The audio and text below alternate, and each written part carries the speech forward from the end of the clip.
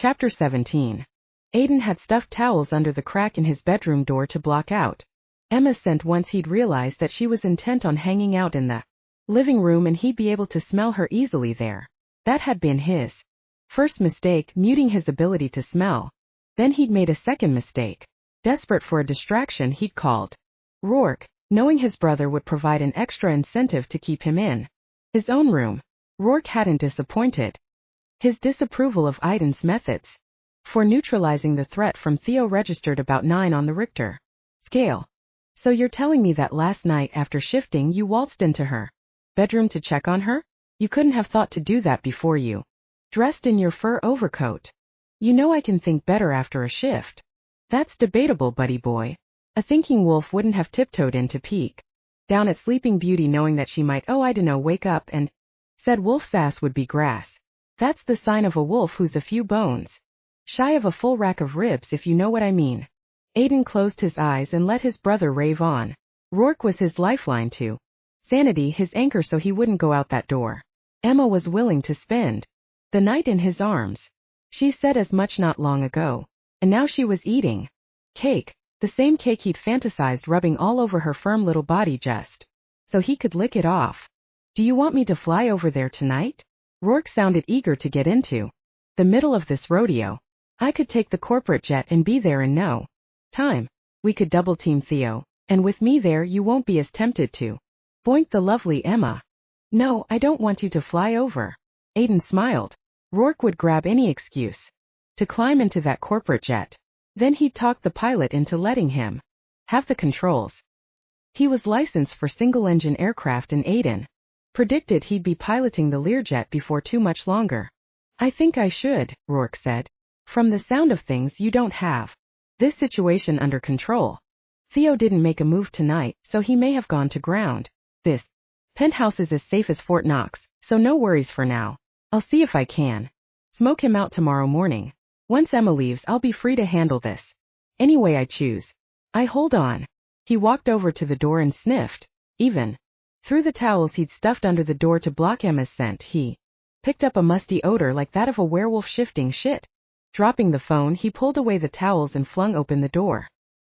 He commanded his shift as he moved and ignored the ripping of seams.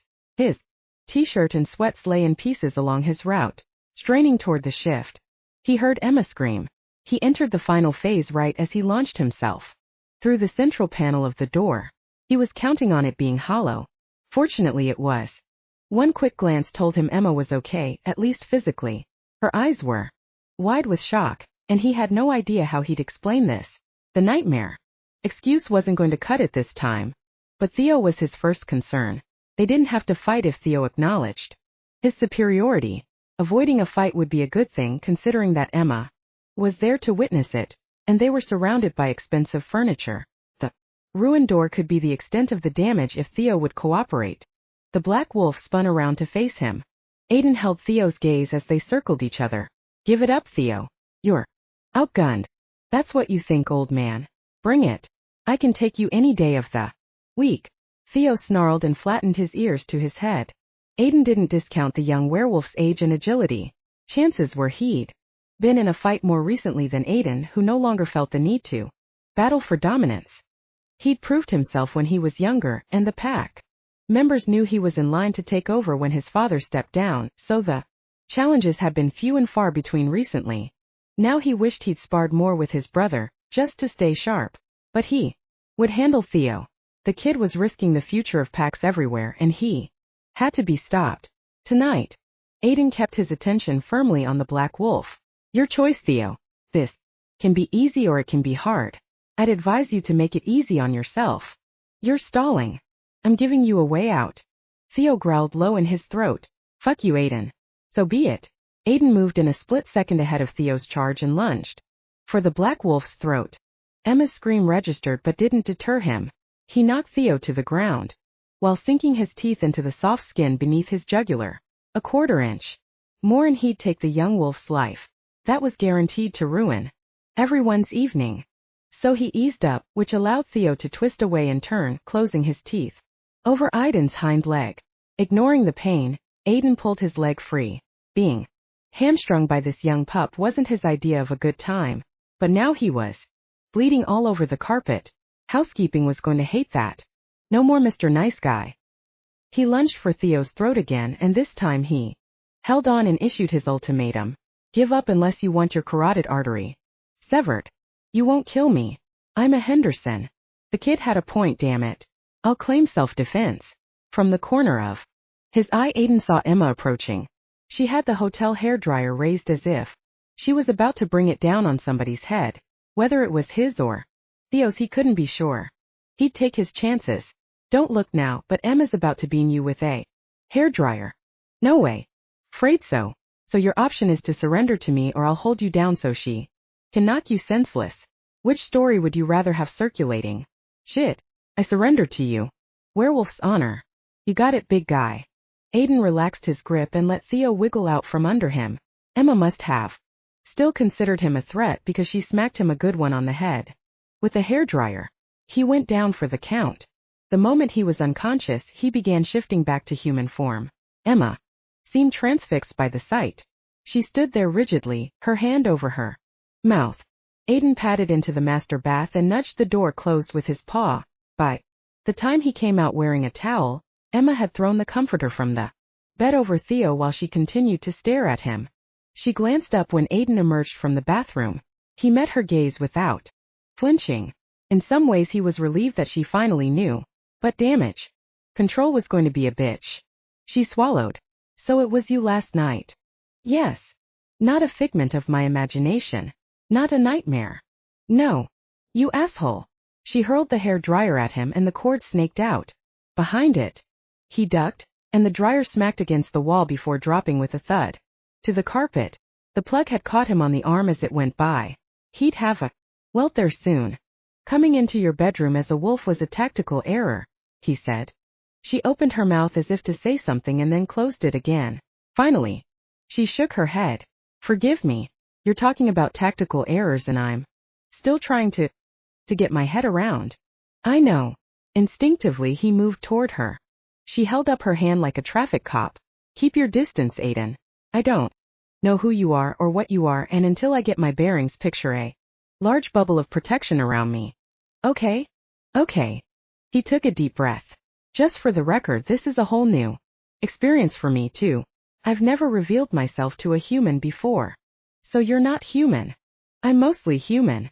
But I can shift into wolf form, so that means that I know a little something about werewolves, Aiden. I've been writing about them for 6 years. I just never expected to meet one. She glanced down at Theo's prone form. Or two. We should probably see if we can revive him. She glanced at his leg. And stop your bleeding. You're making an unholy mess. Is that real blood? Yes, it's real blood. I'm not an alien, for Christ's sake. You write about this stuff. You should know. I make it all up. Well, you happen to be correct about most things. I'm a man in this form and I bleed like a man, but I'll heal faster because of the shift. And he was making quite the mess. In the excitement of the moment, he'd forgotten that Theo had created a sizable gash in his calf when he tried to cripple him. No doubt about it, Theo would have followed through if he'd hit Aiden's Achilles tendon. Good thing that hadn't happened. Get some washcloths from the bathroom, Emma said.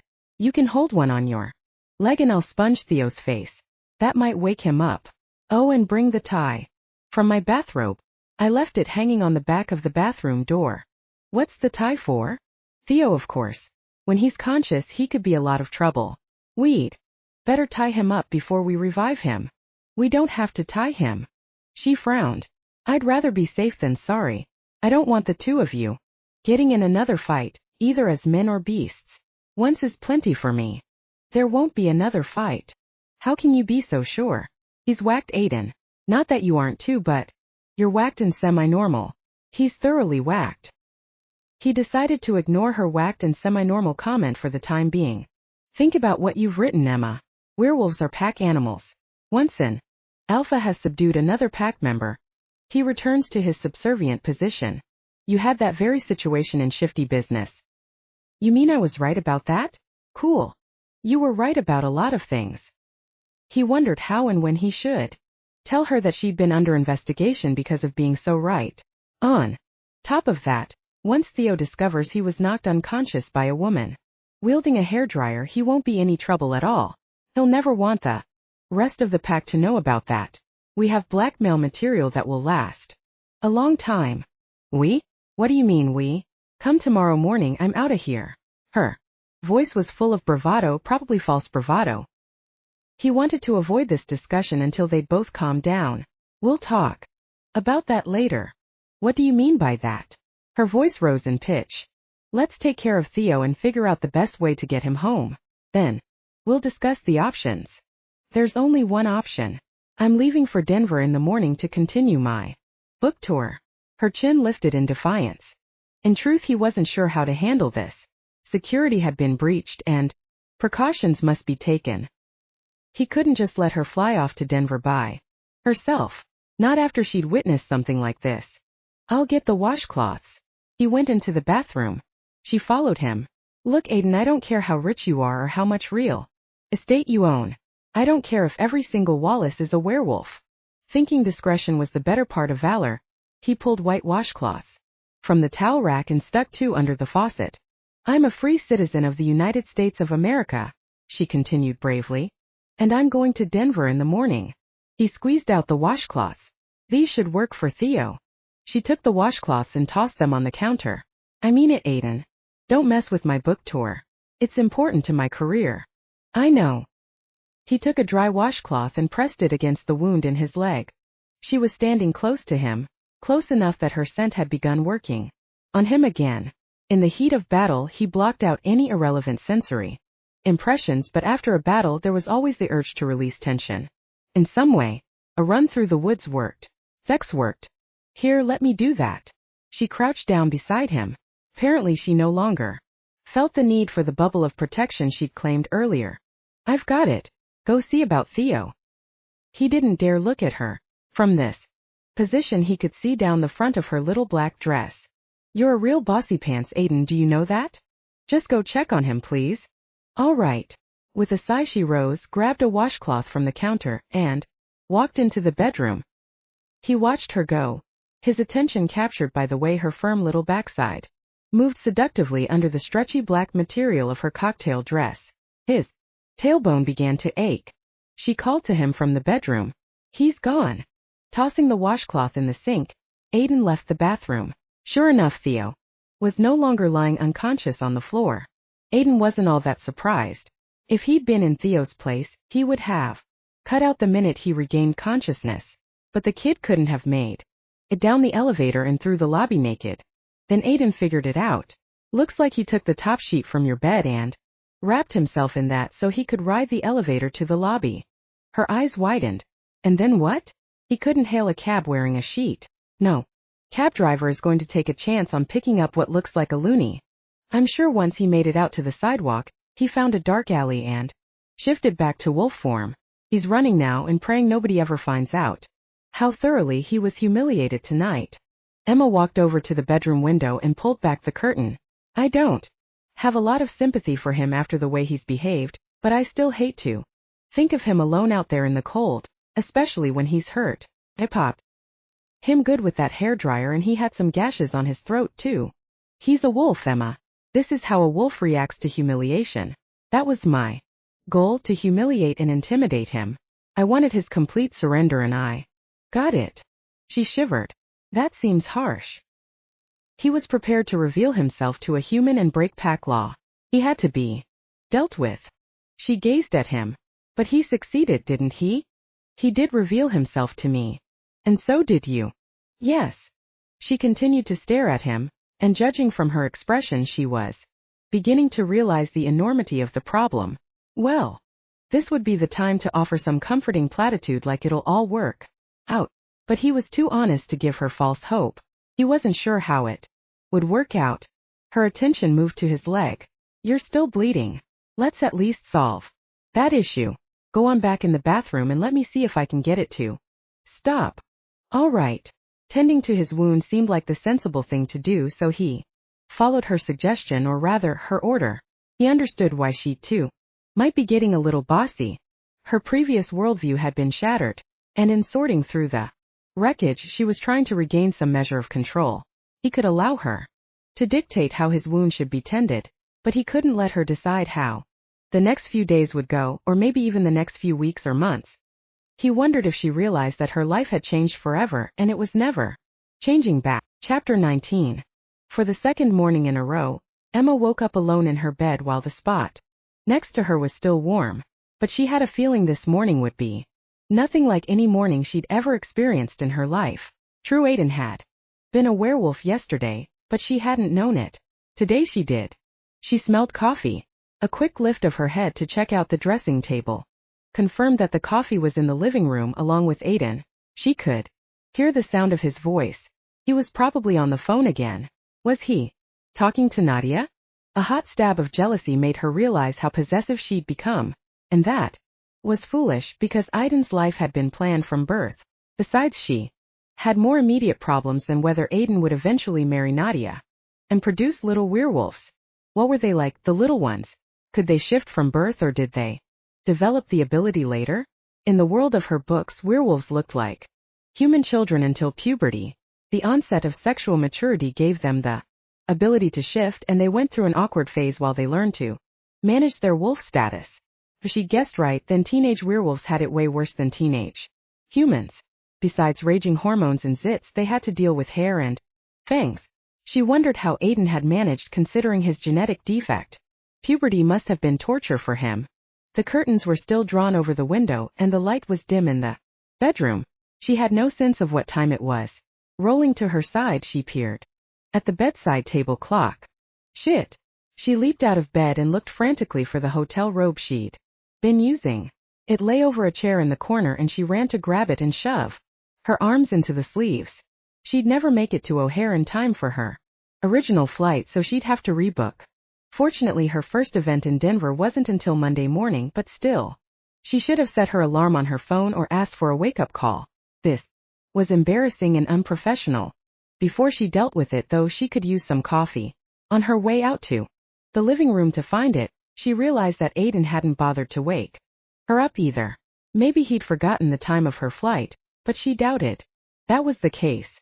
Come to think of it, he'd never fully responded when she'd made her impassioned speech about going to Denver regardless of the werewolf issue. But she was going to Denver. He would just have to trust her to keep her mouth shut about what she'd seen here last night. The living room looked cozy and domestic, with a fire going and a room service tray on the coffee table. Aiden paced over by the windows, his phone to his ear. His sweats this morning were black, as was his NYU sweatshirt. He looked massive and slightly dangerous dressed all in black. As he paced, he glanced outside and frowned. Yes, socked in, which helps.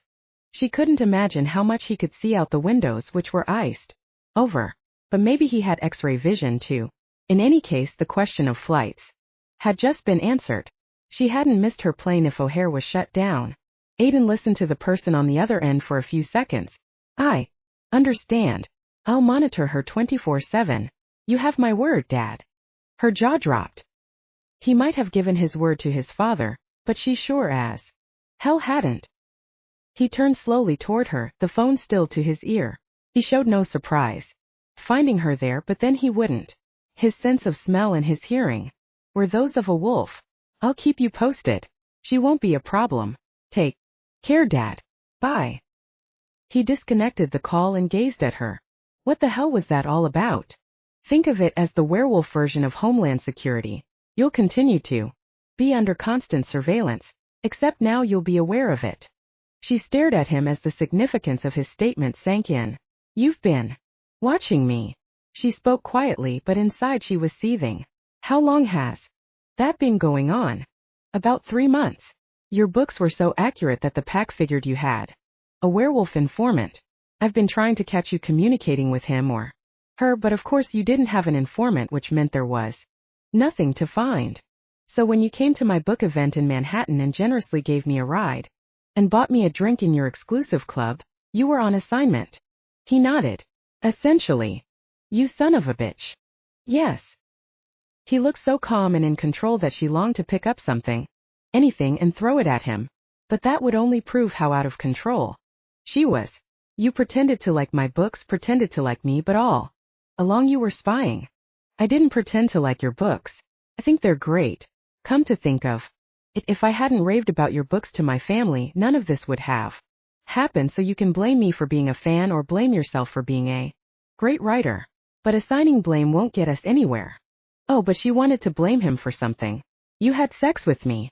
Was that part of your assignment too? No, that was a mistake. A mistake. Now she really wanted to hurt him, except he was some super being and she didn't know a single martial arts trick. Sometimes mistakes turn out to be wonderful. Oh, some of her fury melted. But that doesn't mean I should have allowed that to happen. Rourke in particular warned me that I'd get into trouble if I spent too much time with you. He was right. She thought back over their 2 nights together and took some satisfaction in knowing she'd caused Mr. All That to step over the line. But if he was a lying sack of cow chips, then he might have lied about something very important. She folded her arms. Aiden, so help me, you need to tell the truth on this. 1. Could I be pregnant? She took a deep breath. With puppies? His mouth twitched. At first she couldn't tell whether he was trying not to laugh or trying not to yell at her. When he snorted, she figured it was the first. Scrubbing a hand over his face, he looked down at the carpet for a moment before glancing back at her. His golden eyes danced with humor. No, Emma. You're not pregnant. And even if you were, you'd have a beautiful baby, not a puppy. A werewolf grows up looking like every other child. Shifting comes with sexual maturity. So I was right about that. Her elation temporarily made her forget that she hated him. Yes, you got that right too. And you're sure I couldn't be pregnant? Because in the human world it would be a distinct possibility. And last night you felt very human. The memory turned her on a little, which was inconvenient because she really wanted to hate him, and holding on to hate while desire tried to work its way in was tough. It's a biological fact for worse. Once we've chosen a mate for life, then, and only then, will conception take place. Until that time we're sterile. Obviously no woman is going to simply believe that I'm sterile and disease-free unless I explain that I'm a werewolf. But you already knew, so we were able to have sex without a condom. Okay, moving on. Lingering over this topic could derail her anger completely, and she needed her anger. It made her feel more powerful. You said you've been watching me for 3 months. Approximately, give or take a few days. How many privacy laws did you break doing that, wolf boy? She wondered if she could get a rise out of him. His gaze didn't flicker. Most of them. We try to work within the law when we can, but in the case of pack security, we do what is necessary. What did you use? Hidden cameras? Bugs? Tails? All of the above. We installed cameras and recorders in your loft. I've monitored your phone calls and followed you whenever you went out. You've been my only assignment for 3 months, Emma. I kept very close track of you. Did you put cameras in my bedroom? She thought about the few nights Doug had stayed over. No. I vetoed that. Why? You were invading every other area of my life, why not spy on my sex life such as it was? He hesitated, as if wanting to say more. Finally he made a dismissive motion with his hand. We didn't need that information. Doug isn't a werewolf. For all I know, he could be. I mean, you are, and Theo is, and your father is, and wait just a doggone minute, your werewolf father is old friends with my publisher. For all I know, Roger Claymore is a werewolf. No. You're sure? Positive. And neither is Doug. How do you know? Couldn't he be from a visiting pack or something? I can pick up a worse scent immediately. It's nothing like a human's. Something about that comment didn't make sense, and then she figured out what it was. Then why didn't you come out when Theo arrived in the suite? You must have smelled him. Aiden flushed slightly. I had stuffed towels under my door. Why in heaven's name would you do something like that? To block your scent. To block my understanding slowly dawned. It affects you that much? Yes. She didn't want to feel sympathy for him, but she couldn't seem to help it. He'd been trying to do the right thing for his pack, and he was just too darned attracted to her. Poor werewolf. Talk about self-defeating behavior. She took a deep breath. Well, I'm about to make things easier for you, Aiden. I heard the promise you made your father, but you would have been wise to consult me first. His head came up and his gaze met hers. Don't fight me on this. I don't intend to fight you. I intend to ignore you. First I'll pack my things. Then I'll call a cab and leave the hotel. If you try to stop me, I'll call 911. or I'll start screaming. Whatever it takes, but I won't be put under house arrest. Aiden sighed. I was afraid of this. And it should come as no surprise if you've been spying on me for 3 months. You know how I cherish my personal freedom. You can't possibly think I'd put up with having you constantly in my business. There are compelling reasons for it, and we need to talk about those. He took a step toward her. You have every reason to be upset, but… Upset? That's a wimpy word.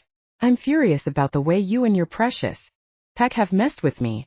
I'm determined to get as far away from you as possible. You're threatening my way of life, Aiden, and I won't have it. And you're threatening ours. Emma, don't be foolish. She lifted her chin. Foolish by your definition, I suppose. Foolish by any definition, damn it. There are members of my pack who are talking about having you killed. That got her attention. In the back of her mind she'd wondered how worried they'd be about a human knowing their secret. She decided they must be pretty damned worried. Killed, she said, as if discussing the weather, although her knees were shaking. She wondered if they'd come after her in human form or as a wolf pack. As in murdered. They would see it as an act of self-defense. But I've done nothing. Theo started it. She cringed. Now she sounded like a 6-year-old. Apparently terror had a way of turning a person into a frightened child. The writer part of her noticed that. She hadn't written terror all that well before, but she'd be able to write it now, assuming she lived. You and I both know this was Theo's deal, but now he's back home claiming I'm the traitor who became your lover and revealed myself to you. He's the pack savior who charged up here to take me down, but you sneaked up behind him and knocked him unconscious with a hammer. A hammer? Where would I get a hammer? I didn't say it was a very good story. I guess he couldn't admit he'd been felled by a hotel hairdryer. Emma's brain was spinning. Let me get this straight. He's back home and making up lies about what happened. Yes. But you told me that in a pack situation the defeated wolf slinks away in total humiliation. What happened to that scenario? Aiden shrugged. Kids today. It would be funny, except they were talking about life and death here. Her. Life and death. Yeah, but surely nobody believes his bogus story. Unfortunately, his father does. And his father is the Henderson Pack Alpha. So that's a problem. My father and Leland have already exchanged harsh words. Are we talking about a werewolf war? I don't think so. I hope not. Emma, will you sit down so we can talk about this? The threat of being murdered by a pack of werewolves did diminish the appeal of making a grand exit from the hotel. She blew out a breath. I need coffee. Have a seat. I'll get it. Feeling suddenly cold, she plopped down on the sofa next to the fireplace. Lots of cream. I know. I suppose you would. You probably know the names of my friends where my mother lives. Oh God, my mother. She'll be glued to the weather reports. Because she knows I'm supposed to fly out of Chicago today. I have to call her. Come to think of it, I'm surprised she hasn't tried to call me. I turned off your phone. What? Leaping from the sofa, she started for the bedroom. We're fixing that situation right now. Don't, Emma. Leave it until we've talked. She whirled to face him. Look, your alphaness, I understand that I'm in a precarious position. I get that your protection might be the only thing keeping me from a bitter end, but I would appreciate it if you'd use the word please instead of just barking orders. Then she realized what she'd just said and began to laugh. Barking? That's funny. Barking orders. She got the giggles so bad that she doubled over. Werewolves don't bark. She glanced up to find him regarding her with stern disapproval, which made her laugh all the more. Good to know. I'll make a note of that for my research. Please do. He set her cup and saucer on the coffee table. There. You said please. That proves you can do it. Don't patronize me. He straightened and fixed her with a glare from those golden eyes. And don't think this is easy for me either. As of last night, my life became tied to yours for some indefinite amount of time. I've already devoted 3 months to this project and I thought it would be over this weekend and I could get back to my normal routine. Intrigued by that statement, she returned to the sofa. And what is that? Exactly. It doesn't matter. I was only making the point that you aren't the only person being inconvenienced. Your normal routine matters to me. The more I know about how a real werewolf lives, the better my books will be. He stared at her. You know, I don't think you get it after all. There's no guarantee you'll be able to keep writing those books, or any books for that matter. Her stomach pitched. Fear of death was one thing. Being told that she wouldn't be able to write, that would be a living death, which was way worse. That's unacceptable, she said. I have to write. The fierceness left his expression as he regarded her with sympathy. After watching you for weeks, I know that too, he said softly. I think it's time you sit down so we can talk. Chapter 20. Aiden wasn't about to make any promises he couldn't keep, but when he saw the desperation in Emma's blue eyes at the thought of losing her beloved writing, he vowed to do everything in his power to preserve that part of her life. Yet, he knew the books were one of his father's biggest concerns. If Emma continued to write and publish them, knowing what she knew, she might slip and reveal their secret. Obviously sobered by the threat of losing her writing career, Emma had returned to the sofa instead of going in search of her phone. She picked up her coffee and took a sip, but her gaze was unfocused. He could tell she was thinking hard, trying to find a way out of this box she found herself in. We should have something to eat, he said. I'll order chocolate cake if you insist, but I'd love to see you take in something more substantial than that. Oatmeal would be great, she said. It's what my mother used to fix me on winter mornings as a kid, and it's my other comfort food besides chocolate. He refrained from gagging at the thought of that gooey stuff. He'd been forced to eat it out of courtesy once when a woman he'd been seeing made it for breakfast. Oatmeal it is. He walked over to the phone. If they can bring it with some soft butter, some golden raisins, and some brown sugar, I can make it taste the same as it did when I was 8 years old. Oh, and lots more cream, please. I think we need more coffee too. Done. He picked up the phone, ordered her oatmeal with all the fixings and the steak and egg platter for himself. And hot chocolate with whipped cream, she called to him right before he hung up the phone. Hang on a sec, he said to the person taking the order. He turned to Emma. I thought you wanted coffee. I want that too, but if they could fix the hot chocolate with real whipped cream and shake on a little bit of cinnamon, not too much, and some chocolate sprinkles, that would be excellent. He gave the order and came over to sit across from her on the other sofa. They had some decisions to make, and putting the coffee table between them would help him keep on track. I take it hot chocolate with whipped cream and that other stuff. Cinnamon and chocolate sprinkles. Is that comfort food too? Absolutely. It goes with the oatmeal. Why are you making a face?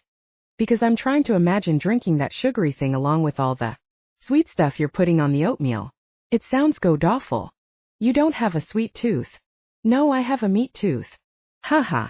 Is that werewolf humor? He thought about that. I don't think there is such a thing. Really? You all take yourselves that seriously? Absolutely. So when you're all sitting around the bonfire, nobody tells a joke that starts out, these 3 werewolves walked into a bar. Nope. But the concept made him smile. Maybe he and his pack could lighten. Someone like Emma hanging around could be a good thing, although Emma herself wouldn't be hanging around. He'd already determined that she'd hate being confined to the estate the way Nadia's aunt had been for the first few years of her marriage to Nadia's uncle. I've been thinking about the problem, she said, and I think the answer is having me sign a contract promising never to divulge the existence of werewolves. She beamed at him. You must have legal eagles at your beck and call. Have one of them draw up an airtight contract, and I'll be happy to sign it. Nice try.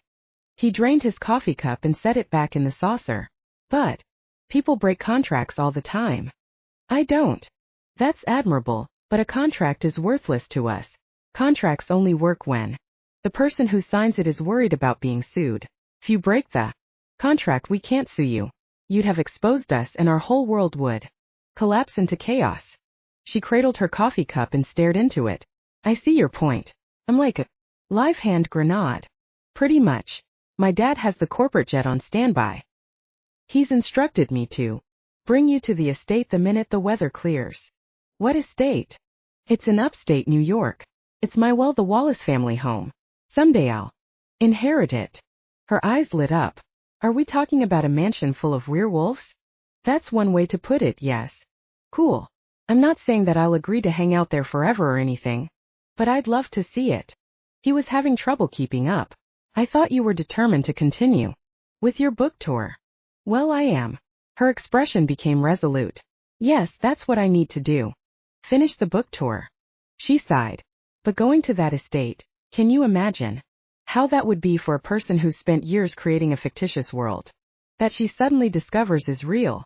Aiden was no fool. He'd figured out early on that the book tour was a duty, more than a pleasure. He saw an opening and took it. What if I could arrange to keep all the stores on your tour happy without you having to physically be there? I don't think that's possible. He noticed that she hadn't turned him down flat, though. I'm not saying it would be the same as if you actually visited the stores, but the weather is bad. Denver isn't going to be much better, and after that you're booked into Seattle, which has snow predicted for next weekend. You won't hit any good weather until LA and Phoenix. Winter book tours are problematic. So let me arrange for a virtual tour. I'll have large monitors delivered to any store that doesn't have one, and you can do a live author chat at the same time you would have been there for the event. What about the autograph session? Once again she hadn't said no, so he ran with it, spending Wallace money with every word out of his mouth. We'll get a list of the names from each store. You can autograph the books offsite and we'll express ship them to be distributed. That's a pricey option. Who's going to pay for it? Wallace Enterprises. Then how about throwing in free coffee drinks to all those who buy a book? We could do that. And an appearance by the cover model for Night Shift? In one stroke she'd up the costs by several $1,000s. He wondered how much she'd actually end up costing him. On all counts, who would know? You only see his torso and a bit of his long black hair. Trust me, the readers know who he is. Hire him to show up at the bookstores and I doubt they'll even miss me. What do you say? If I get this guy, you'll give up the book tour and come to the estate instead? I'll seriously consider it, but not to stay longer than a few days. And my mother has to know where I am at all times. You mean geographically, or in general terms? I mean she has to know where to find me. Aiden shook his head. Sorry. It's very secluded. We don't make the location public knowledge. What? Are you planning to blindfold me after I get in the car? No, but we take a lot of back roads. You wouldn't be able to retrace your steps. You're making this sound way too spooky, and I'm telling you right now that I don't like scaring my mother. Aiden hadn't pegged Betty Gavin as a woman who scared easily, so he figured this is another bit on Emma's part to gain some control. How about telling her you're at the Wallace family home in upstate New York? Wouldn't that be good enough? She's going to want an address, and if I give her this song and dance about an exclusive estate no one's allowed to know about, she'll worry that you're kidnapping me and she'll never see me again. I'm her only kid. She's very protective. I don't doubt it, but a rap at the door indicated their breakfast had arrived. Emma stood. I'll get it. Let me. Aiden moved swiftly to intercept her. Aiden, cool it. I'm not going to run out the door wearing a bathrobe. I know you won't. He stepped in front of her. But the Henderson pack member standing guard in the hall doesn't. If you appear at the door he might try to tackle you, which could play hell with the delivery of our breakfast. Her eyes widened. There's a werewolf guarding the door?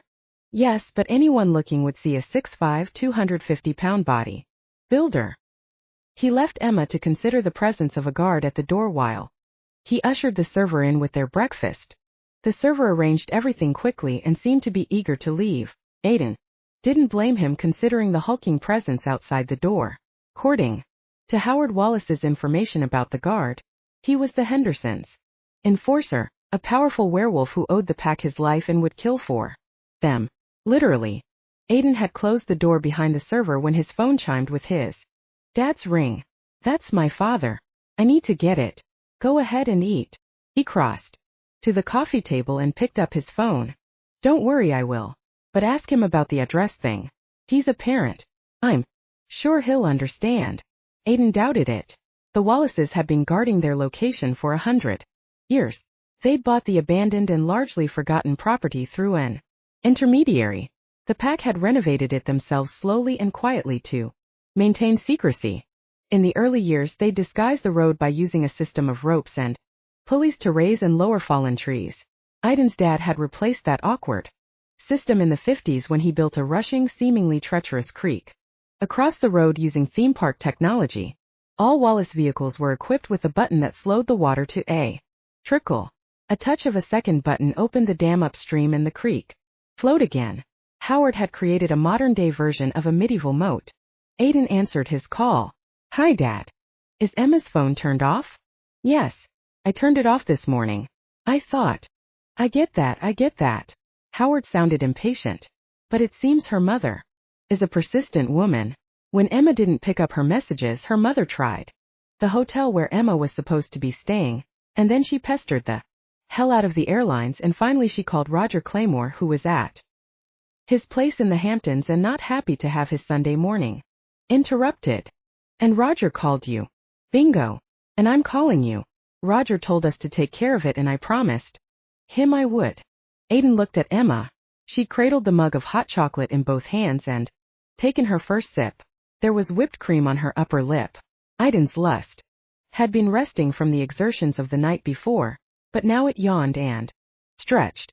Turning away from the seductive picture of Emma savoring her hot chocolate, he paced a few feet away and lowered his voice. Should I let her call? I think you have to. That woman isn't going to rest until she hears her daughter's voice. Yeah, but I can't just let Emma say whatever she feels like saying. The call has to be scripted. So script it. But then it'll sound like a hostage situation. We have to take that chance. Emma needs to call.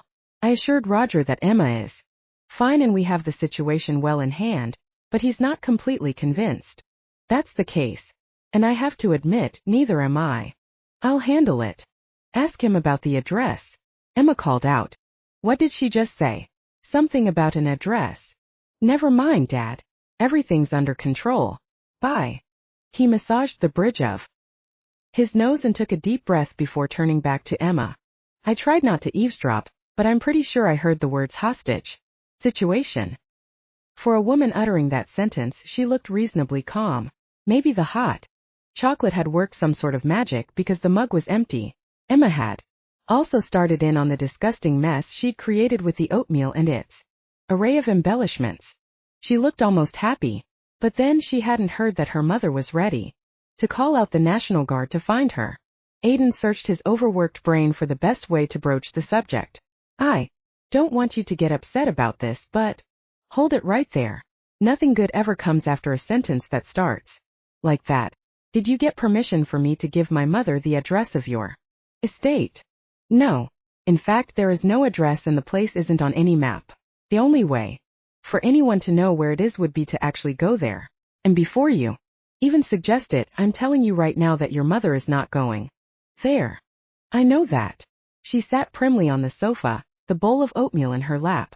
But if I don't give her a better idea of where this mysterious estate is, she'll demand to know why I'm being so secretive. And that's not good either. Is it?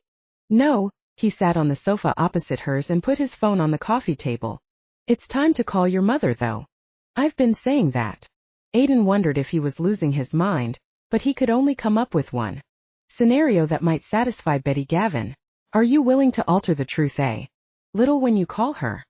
Are you asking me to lie to my mother? Yes. He braced himself for an explosion. No problem. His jaw dropped. Don't look so surprised, Aiden. You think I want her to be on the werewolf hit list because she knows too much?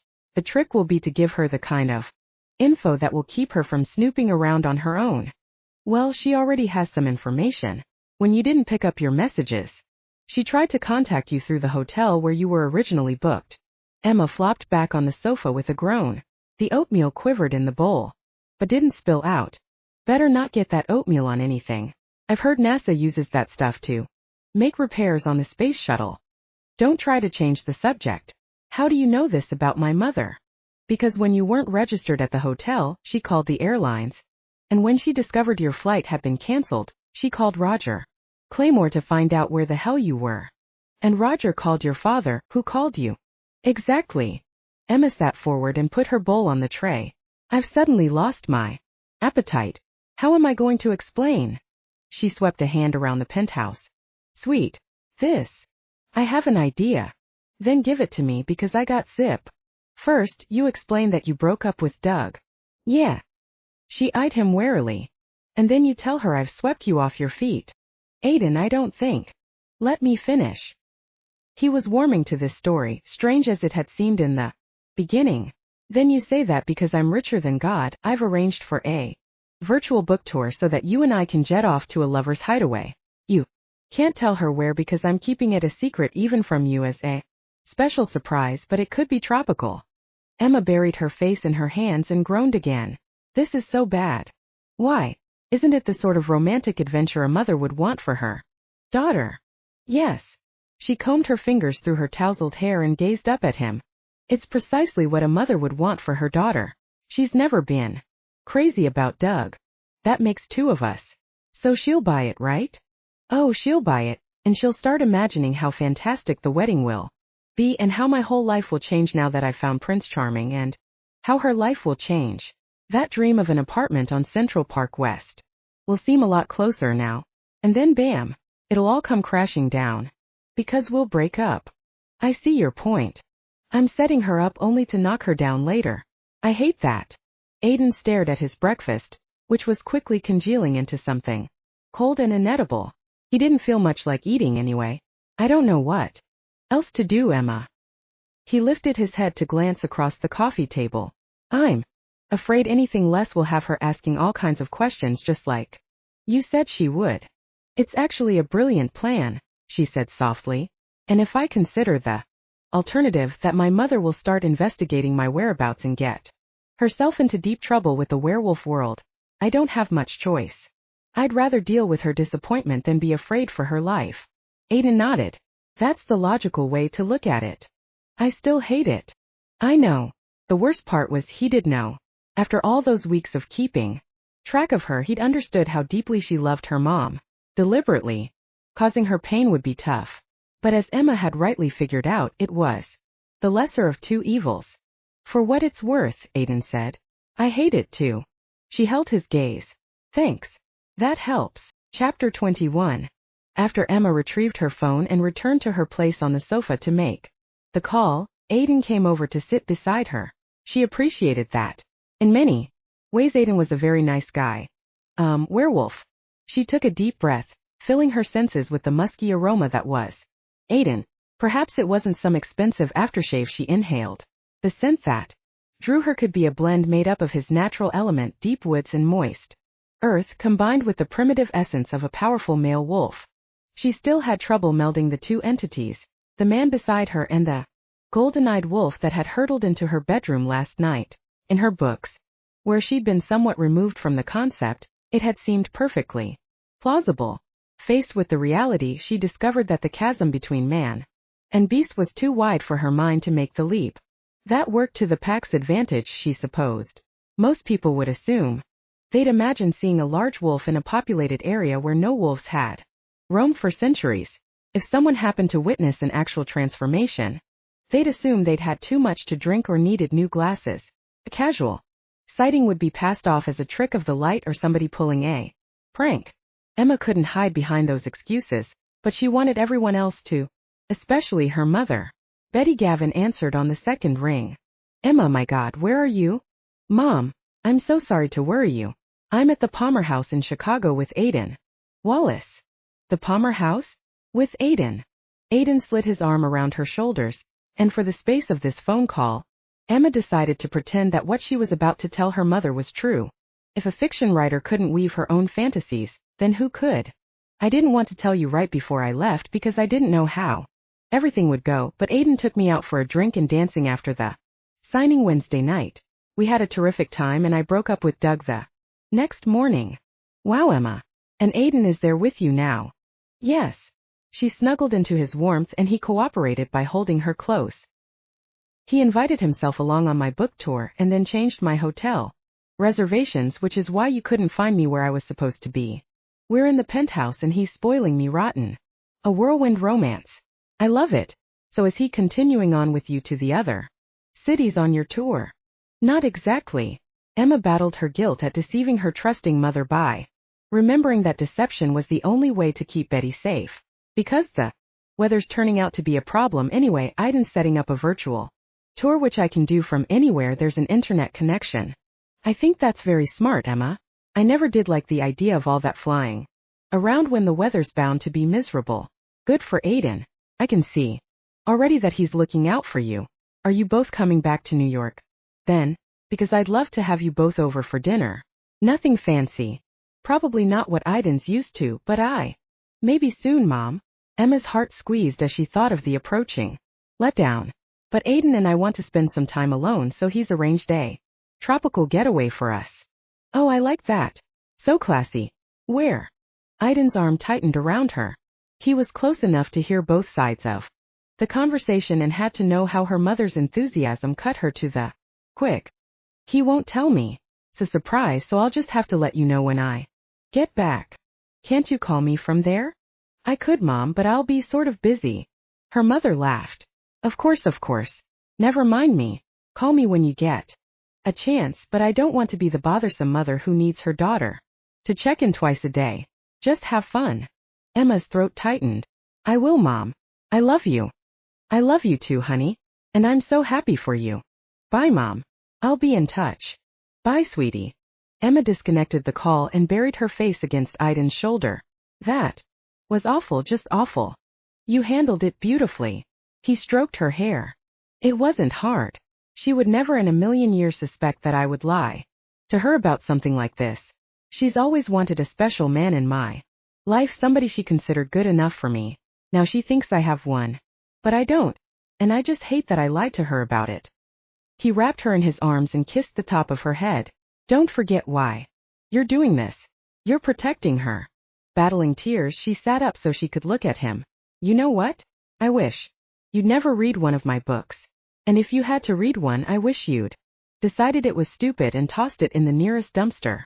Emma, by writing about werewolves, you were going to attract a worse attention sooner or later. Isn't it better that I'm the one who made the first contact instead of some nutcase like Theo? So you're saying I would have been sucked into the werewolf world eventually, simply by writing the books I do? He combed her hair back from her face as if she were a little child he needed to comfort. I think so, yes. That makes no sense. A bunch of people write about werewolves. Are all of them being monitored? Depends on whether their werewolf characters are anything close to the truth. In one story I picked up, the wers had wolf faces and hairy humanoid bodies, so they were ugly as sin. Plus they ran around killing and eating people. He made a face. Disgusting.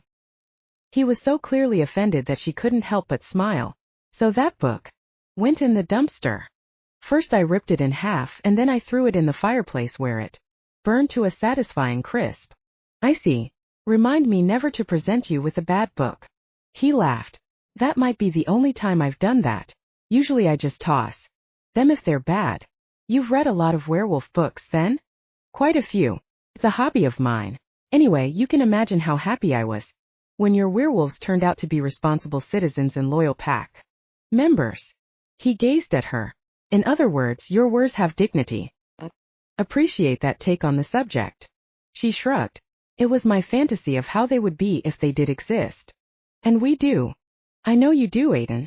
But I have to say that sitting here on the sofa with you when you're so human, I can't imagine that you can suddenly turn into a wolf. She studied his face. When I look into your eyes, I see a man. Are you absolutely sure about that? Yes. All I see is. Her voice trailed off as something in his eyes began to change. The difference was subtle at first, a slight altering of the pupils.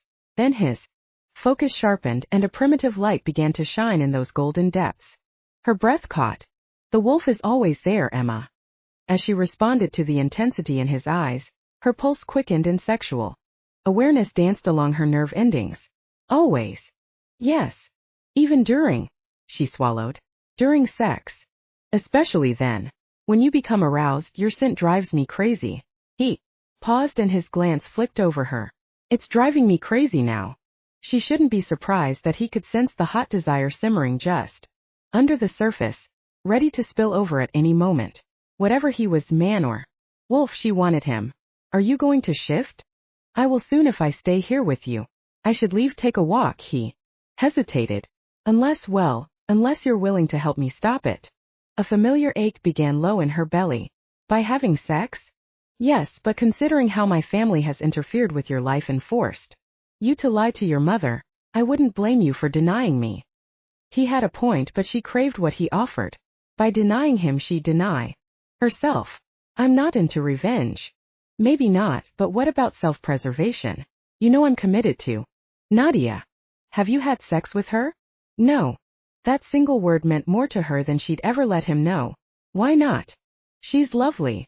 She doesn't excite me. Fierce joy surged through her at that admission. Nadia didn't excite him, but Emma Gavin did. I don't excite her either, so we're not tempted by sex. One day we'll create the union that will benefit our families, but not yet. It seems so cold and calculated, Aiden. It's my duty. He cupped her cheek and gazed at her, his eyes growing more wolf-like with every passing moment. And you're running out of time. Will you? Let me take you, Emma Gavin. She thought she'd die if he didn't. Will the sofa hold us? Standing, he scooped her up in his arms and headed for her bedroom. Not for what I have in mind. Her heart beat wildly in anticipation. No man had ever made her feel like this, as if she were a prize he'd won and now intended to savor to the fullest. But Aiden wasn't a man, she reminded herself. As he'd said, the wolf was always there. He tumbled with her onto the bed, which was still in disarray from the night before. He rolled her onto her back and then rolled again, pulling her on top of him. Her robe loosened, and he dispensed with the tie in one swift tug. There. His white teeth gleamed as he cupped her breasts, urging her down to his waiting mouth. He made a sound low in his throat, and it was the groan of a lusty man, not the growl of a mating wolf. But in another time and place he would become that wolf. Nadia, his chosen companion, would be able to join with him as both wolf and woman. Emma hated knowing that she could not. Yet she had him with her now. That would have to be enough. The wild, erotic taste of him nearly made her come. She tried to tell herself that in human form he was no different from any other well-endowed man. But that wasn't true. His flavor was different, his scent was different, and as she made slow, deliberate love to that most male part of his human body, his groan became a low growl. The wolf was there. Combing his fingers through her hair, he lightly pressed his fingers to her scalp. He trembled as if cradling her so gently took great restraint. The pressure of his fingers increased a little more as she took him deep into her mouth and massaged his balls. His rapid breathing told her he was skating along the edge of release. She teased and caressed him, coaxing him to let go. She wondered if he'd allow himself that much loss of control. Then his grip tightened. No more. She decided to honor his wish, but she took her time releasing him. Her upward progress included numerous licks and nibbles that prompted him to swear softly under his breath. But he didn't pull her away, and she loved knowing he loved every second, even though he had to battle for control. At last, with one lingering kiss on the tip of his glorious penis, she lifted her head and met his gaze. Revenge is sweet. Come here. Continuing to cup her head in both hands, he urged her forward. She looked into his eyes as she crawled toward him and allowed him to draw her close for a long hot kiss. The seductive movement of his lips and tongue pulled her down into a whirling vortex of sensation. She missed the moment when he transferred his grip from her head to her hips.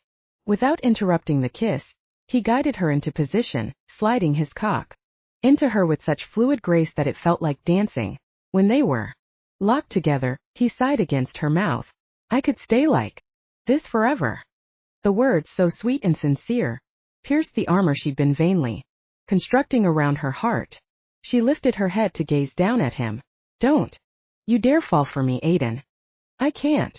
But the truth was there to see in his golden eyes. He was going down for the count just as she was. I can't fall for you either.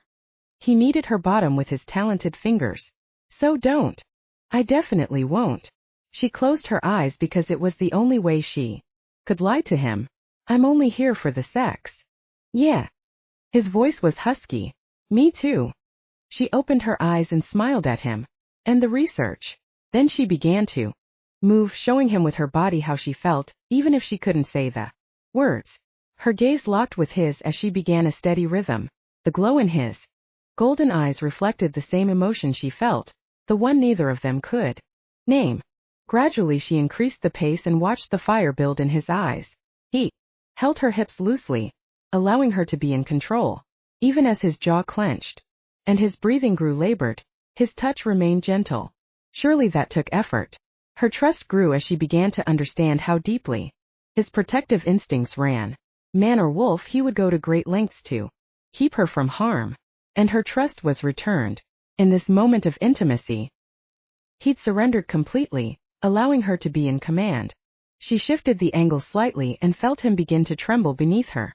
Let go, Aiden, she murmured. He struggled to breathe. Will you? Yes, soon. She pumped faster. Come with me. Emma. He rose to meet her, his movements in perfect cadence with hers. I'm here. She began to pant as her womb tightened. Now, Aiden. Now.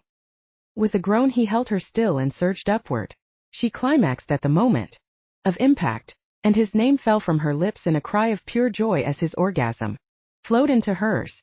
They rode the wave together, freed for that brief moment from the forces that conspired to keep them apart. Despite those forces, she knew they'd forged a bond, and it was growing stronger. He had to know it too. Quivering in the aftermath, she looked once more into his beautiful eyes. The emotion she'd glimpsed before was still there, vibrant and strong. It said more than words ever could. And it would have to be enough. Chapter 22. We're in big trouble. Aiden had suspected it from the moment he'd realized his attraction to Emma, but as she smiled and tucked herself into his arms, with a contented sigh, he began to understand the full extent of the problem. This petite blonde woman, with a mind that had intrigued him from the beginning, and a body he desired beyond all reason, could be his downfall, or he would be hers depending on how this all played out. Rourke had warned him, but he hadn't listened. Worst of all, he didn't regret a single minute he'd spent with Emma, as he stroked her silky hair and wondered how the hell he'd ever dig himself out of this mess. The bedside phone rang. I've got it. Emma propped herself on his chest and reached for the receiver. Maybe I should. Never mind. I have it. Resuming her snuggle position, she put the phone to her ear. Hello? Oh, hello, Nadia. Aiden squeezed his eyes shut. Not the person he needed to be talking to right now. Sure, he's right here. Emma shifted her position slightly so she could hand him the receiver, but otherwise she continued to nestle close. If Aiden didn't know better, he'd think Emma was guarding her territory. But she wouldn't stake a claim to him, would she? He put the phone to his ear. Hi, Nadia. Hi yourself. When Emma said you were right there, she wasn't kidding. She doesn't scare easily. Guess not. Are you two in bed? Sorry, I didn't catch that. Must be some static on the line. What can I do for you this morning? He grabbed Emma's hand as she began tickling him. There's static on the line, Nadia said. And it's you trying to blow smoke. I tried your cell phone and you didn't answer, so that's when I called your room. I'm downstairs in the lobby. Oh, I'll be right down. Emma scooted up and began nibbling his earlobe. Don't come down, Nadia said. I'll be glad to come to you. In fact, I prefer that, because we already have a Henderson bodyguard stationed outside your door. The hotel gave me a key to access the elevator, but I thought providing you with some advance warning would be a classy gesture. Thanks, Nadia. You're welcome to come up here, but could you give me 10 minutes? Emma pushed herself to a sitting position and frowned at him. Nadia chuckled. Yeah, sure, lover boy. See you in 10. Emma scrambled out of bed. You should have asked for 20, she said over her shoulder as she headed for the bathroom. It wouldn't matter, he called after her. She's figured out we're involved. And you weren't helping, by the way, tickling me and nibbling on my ear. Emma paused and turned back to him. She looked like a wood sprite, naked, rosy, and ready for more of what they just enjoyed. Aiden, I have to say this, and then I'll shut up about it. It's a crime against nature for someone as passionate as you to spend a lifetime with someone you're not excited about. It's your duty. I know, you said that. And if you're hell-bent on doing your duty, I guess there's nothing more to discuss. But if your parents truly care about you, I can't imagine them wanting you to make such a sacrifice. In fact, I can't imagine Nadia making that sacrifice either, or expecting you to. And just so you know, this isn't about you and me being the crown prince and all. You probably still have to hook up with a female werewolf, and that's cool. But at least pick someone you have some chemistry with. He opened his mouth to argue the point, but she'd already disappeared into the bathroom and turned on the shower. He'd do well to follow her example and make himself presentable before Nadia showed up. He headed toward his own bathroom. 9 minutes later, he walked into the living room of the penthouse dressed in slacks and a white dress shirt open at the collar. He'd chosen typical work clothes because he needed to stop the fun and games and get down to business. His hair was slightly damp and he'd nicked himself while shaving, but other than that, he looked reasonably respectable. The door to Emma's bedroom was closed and he could hear the hairdryer apparently coming in contact with Theo's head the night before hadn't broken. Aiden wondered whether Nadia believed the hammer story. Probably not, but he was very curious as to why she'd come here today. Right on time she rapped on the door, and he hurried to open it. Having a chance to talk to her before Emma came into the room would be a good thing. No telling what would come out of Emma's mouth. Nadia smiled as she entered the room with her usual graceful stride. Under a black goose-down jacket, she wore a metallic gold running suit. He helped her off with her coat. "You're looking great as always." "Thanks. You're looking happier." "Happier than what?" He'd never given much thought as to whether he looked happy or sad. "Happier than you usually do. I think Emma must be good for you." She stopped him as he started to put her coat in the closet by the foyer. "Don't bother. I'll keep it with me. I won't stay long."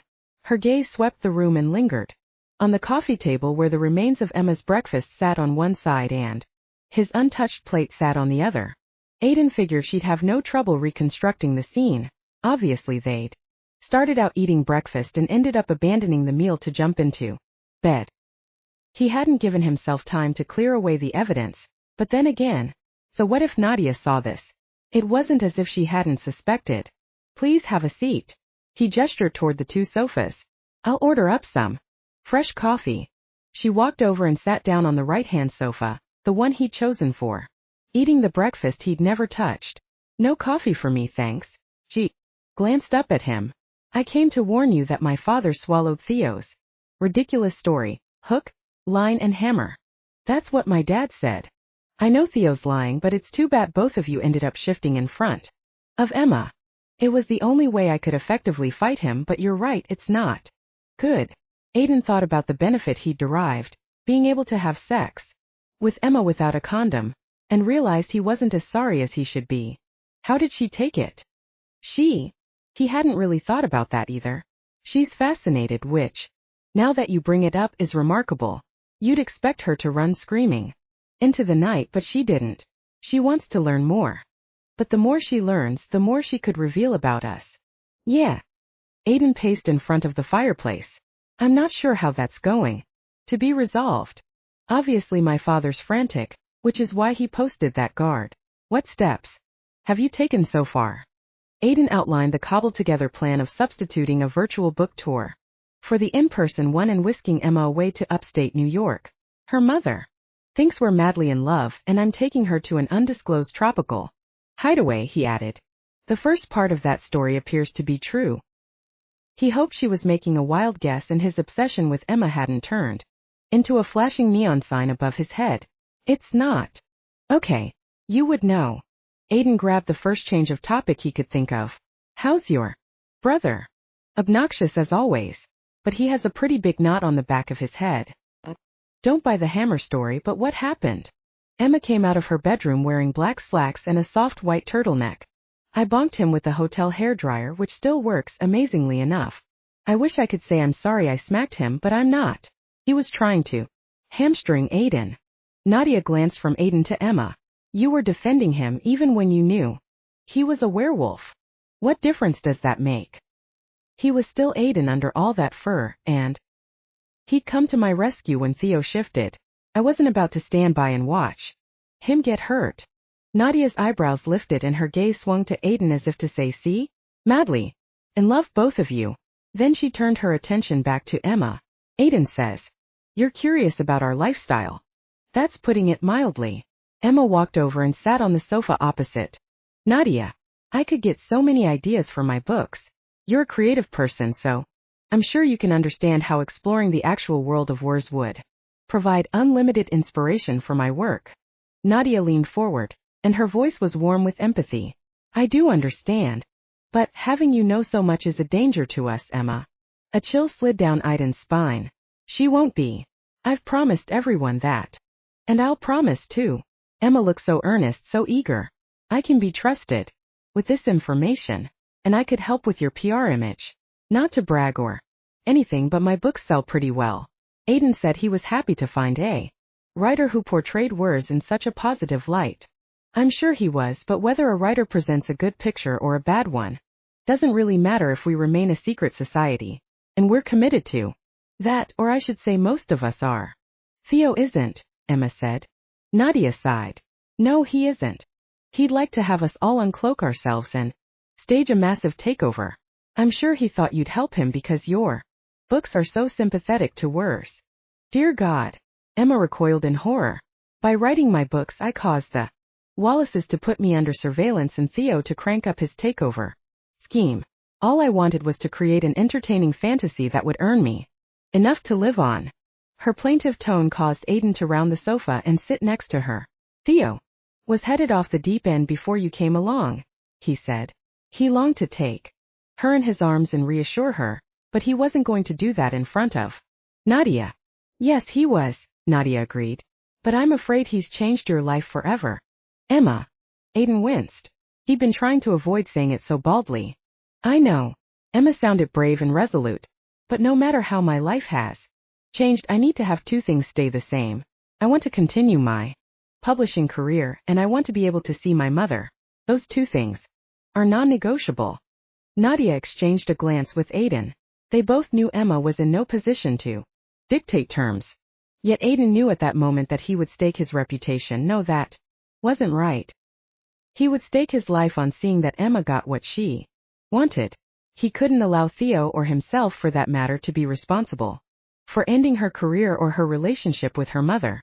And as long as I'm making pronouncements, Emma said, I might as well get this off my chest. Nadia, I think this marriage pact you and Aiden have going on is ridiculous. Aiden groaned. Emma, let's not get into. Yes, let's do, Nadia said. Because Emma's right. Until this weekend I had assumed that both of us were so committed to uniting the two packs that we couldn't allow ourselves to feel deeply for someone else. Thought we were programmed that way from the day our parents decided to give us names that were mirror images of each other. I am committed to that, Aiden said quietly. I have been ever since I was old enough to understand. Nadia met his gaze. Then you have a greater talent for self-sacrifice than I do. She stood. That's mostly why I came up here, to see for myself what I sensed was a growing bond between you two. Now that I'm convinced how strong it is, I'm renouncing you as a potential mate. Aiden, you're free. Although a huge weight lifted from his heart at her words, Aiden couldn't let go at that. He came to his feet. You can't just go against the wishes of the packs and throw away the proposed merger of our families. Yes, I can. It was never a great idea to begin with. Emma stood and raised both fists in the air. Hallelujah, a woman with common sense. Excuse my terminology. I should probably say a werewolf/woman with common sense. Nadia laughed. I think it's the woman part that's making this stand. My werewolf side always wants to go the traditional route, but at the moment my 21st century emancipated female is in charge, and she wants to kick this outdated custom to the curb. Good. Emma folded her arms and smiled in obvious satisfaction. There will be hell to pay, Aiden said. Your father. My father and your father will have to deal with this and realize they are asking the impossible. Besides, I plan to blame the whole thing on Theo and his shenanigans, and I would advise you to do the same. The threat of Theo forced you into proximity with Emma, which ignited your mutual attraction. Aiden sighed. The fallout will be significant, but in reality they can't do much about it, I guess. Nope. They can rant and rave, but it's our decision. She paused. Still, I need to warn you that although I'll try to hang this on Theo, everyone will probably blame you and Emma, and mostly Emma because she's not aware, which makes her an easy target. Aiden moved closer to Emma, as if he might have to start defending her at any moment. But that's so unfair. She didn't ask for any of. It's okay. Emma laid a hand on his arm. I don't mind taking the fall if it means you're free to marry for love. In a perfect world, Nadia said gently, he'd be free to marry you, but all things considered. I know that too. Emma lifted her chin. I'm a human and the pack will despise me for leading their crown prince astray. As I said before, all I want is my career and the freedom to see my mother. And you'll get that, Aiden said. No matter what I have to do, I promise. You'll get that. Chapter 23. No sooner had Nadia left than Rourke called Aiden, and Emma watched in awe as the Wallace team went into action. Howard Wallace contacted his old pal Roger Claymore, and before Emma could turn around, her book tour had been rearranged. The internet and Skype would allow her to appear at each bookstore on a computer monitor, and fans would be able to talk to her as if she were there in person. Emma fielded a call from Jenny and gave her publicist the phony tropical getaway story Aiden had concocted. Emma tried not to feel like a lying piece of crap for misleading yet another trusting person in her life. But the truth would put Jenny at risk, just as it would her mother. Emma had never aspired to a cloak and dagger life, but she'd been thrust into one. Anyway, she preferred her conflicts on the page, but she couldn't figure out how to dial back drama. The Wallaces in action provided drama to burn. Once the runways were cleared, the Wallace corporate Learjet was dispatched from New York to collect Emma and Aiden. By mid-afternoon they were in Barry's town car flying the Wallace flag. On the way to the airport, Emma smiled grimly to herself when she thought about that flag. No wonder it had wolves on it. Naturally, the town car took them straight out onto the tarmac where the jet waited, stairs lowered. A broad-shouldered man in a topcoat stood beside the steps, his blonde hair tossed by the winter wind. Emma recognized Rourke, who'd probably been sent to make sure Emma got on the plane. Aiden kept telling her she was a guest, not a prisoner, but Rourke's forbidding expression indicated otherwise. She kept up her courage by thinking of this as more research. She tried to imagine what it would be like to live this way all the time, whisked around in town cars and private jets before being transported to a secret multi-million-dollar mansion. The werewolves in her books were loyal, decent creatures loaded with sex appeal, but it hadn't occurred to her to give them piles of money. She had to admit that a wealthy werewolf added a whole other dimension to the fantasy. Thinking about that, she glanced at Aiden before Barry helped her out of the town car. Got your watch? He held up his wrist to display it in all its glory. She nodded.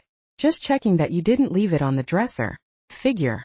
We're in enough trouble without adding a lost watch that costs more than an Ivy League education. Aiden reached over and squeezed her hand. Don't worry.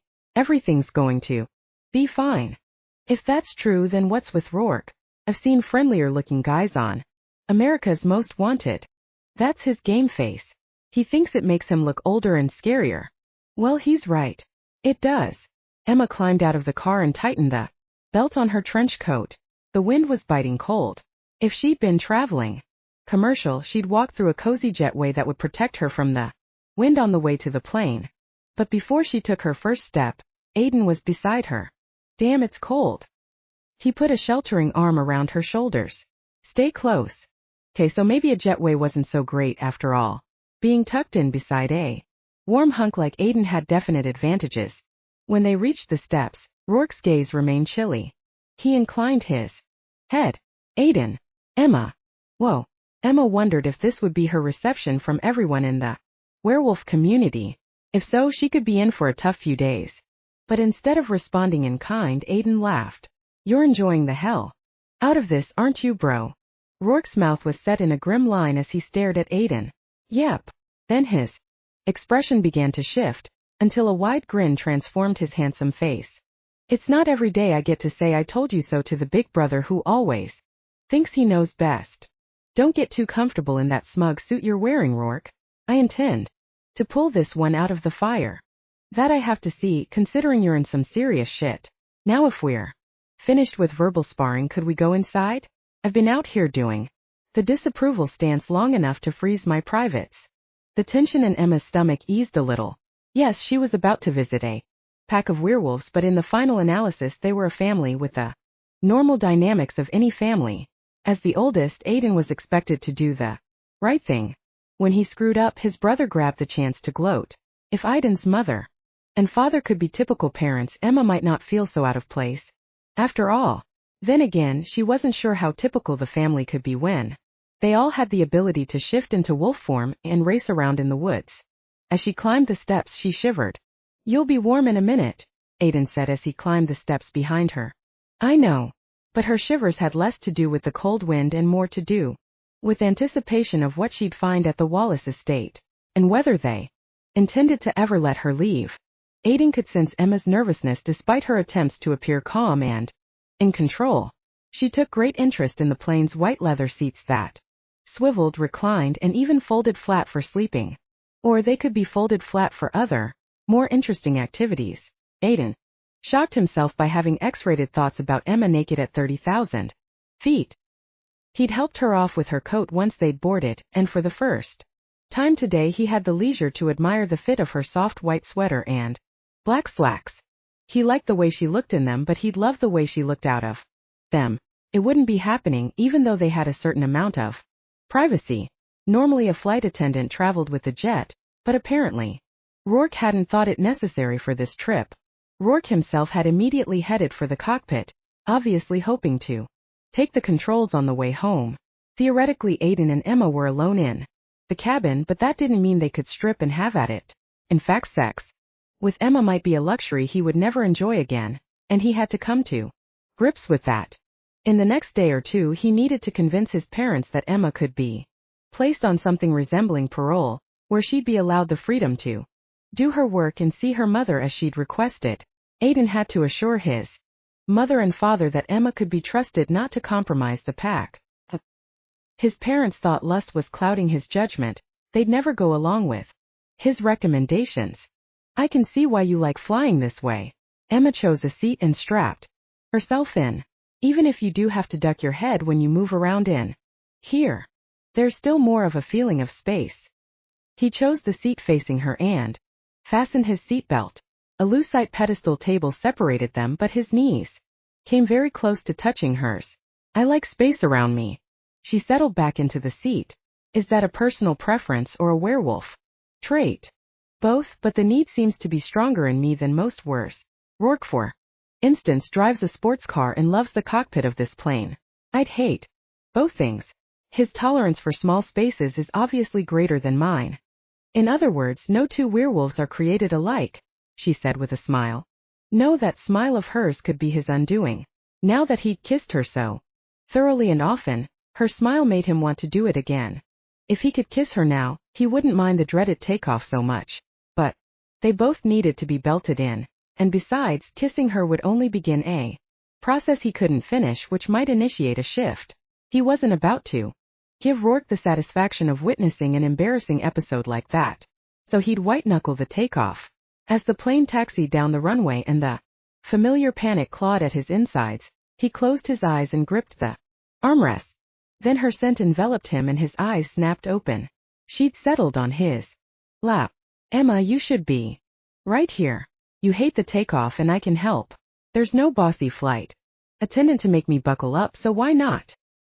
He wrapped both arms around her because he couldn't help himself. I'll tell you why not. He gazed up at her. You sitting on my lap is a disaster waiting to happen. I think we have more control than that. I'm not sure.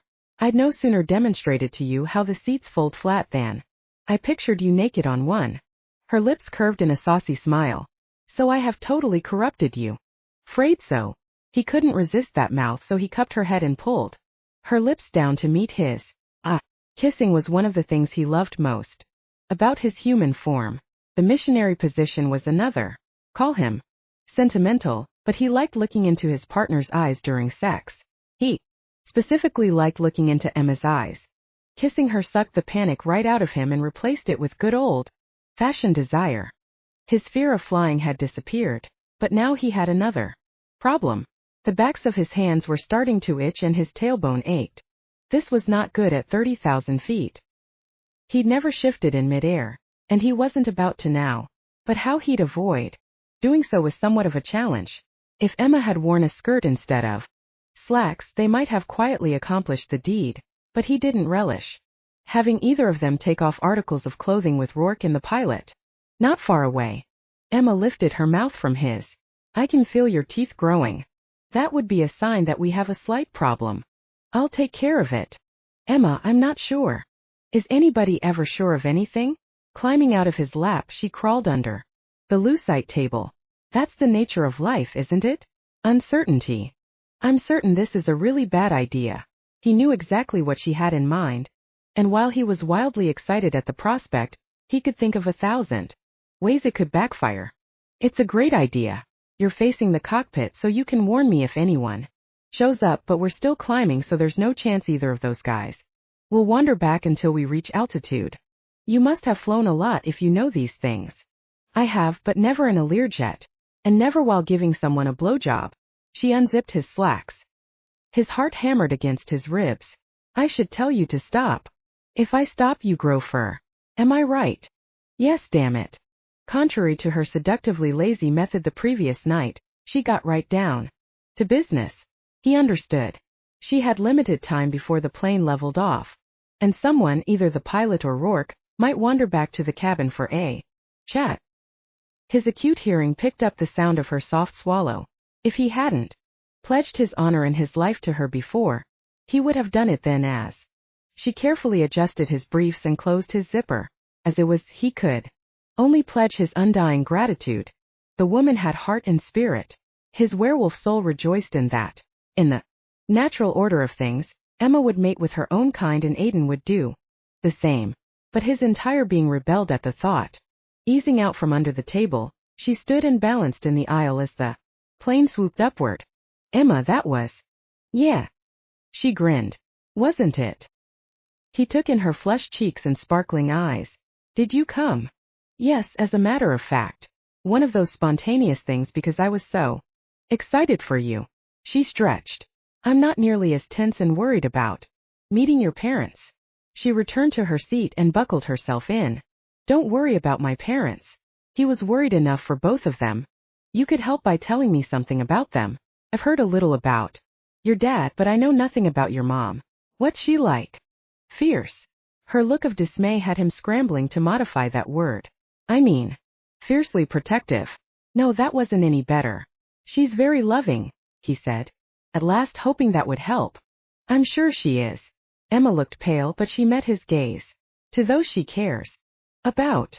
Aiden wanted his mother to care about Emma, but that might be a tall order. Emma held the key to their destruction, and in addition to that, she was a human. She'd also been the catalyst that had ended any hope that he'd marry Nadia. He wondered if that news had filtered over to the Wallace camp yet. Let's back up, Emma said.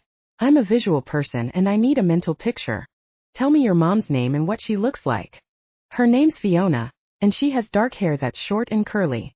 In human form. She's 5'7" and I think she looks fine, but she's always complaining that she needs to lose 10 pounds. Do werewolves go gray? Sometimes when we're very old. My mom's 57 and she doesn't have a single gray hair. Emma sighed. So much to learn. I had my werewolves going gray like people do. But that's wrong. Maybe it's better if your books have a few mistakes in them. Aiden's mind leaped ahead. Limited freedom for Emma would mean she could keep publishing. But the work community might think of her as a time bomb ready to go off at any moment. If her books were less accurate, that might help alleviate the concern. But if I know how the world actually functions, I'll want to write it that way. Aiden blew out a breath. One of your conditions was continuing with your writing career, right? Absolutely. If the werewolf community wants to muzzle me, you might as well put a gun to my head and pull the trigger. What's your definition of muzzling? Just what you'd think. Preventing me from writing, obviously, but censoring what I write would be almost as bad. Aiden's head began to ache. If he could convince his parents to allow Emma to continue her career, he could almost guarantee that his father would demand to read every word she wrote before she sent it to her publisher. You think your parents are going to want censorship privileges, don't you? Leaning both forearms on the table, he met her gaze. Yes. Haven't they ever heard of the First Amendment? They answer to a law older than the Bill of Rights, Emma. That document was created for humans. You're not dealing with humans. I understand that, but if you think I'm going to be intimidated into giving up my right to free expression, you've misjudged me, Aiden. He didn't think for a minute he'd misjudged her. He'd always known she was an independent, headstrong woman. Despite being alone in the midst of an alien population, she planned to stick up for herself and her constitutional rights. Even if no one around her gave a flip for those things, he didn't look forward to mediating the coming confrontation between Emma Gavin and his parents. Chapter 24. Emma talked a good game, but maintaining a courageous front became increasingly difficult after the Learjet landed, and an imposing black SUV picked them up for the trip to the Wallace estate. She recognized Ralph, Aiden's driver, who greeted her with a reserved smile. He must know she was now considered a bona fide security risk to be handled with care. Rourke took the front passenger seat while Aiden and Emma took the back. Once Emma's orange suitcase and laptop were stowed and they were on the highway headed north, she had the uneasy feeling this could be the road of no return. Aiden had promised her that wouldn't be the case, but she still suffered an attack of nerves. Gathering research was the only antidote she could think of, so she tapped the window next to her. Is this bulletproof? Aiden's eyebrows lifted. Why? Are you worried about getting shot? No. I've never been in a bulletproof car before, and if any vehicle ever looked like it should be bulletproof, this thing does. So I'm asking for research. Yes, it's bulletproof, Aiden said.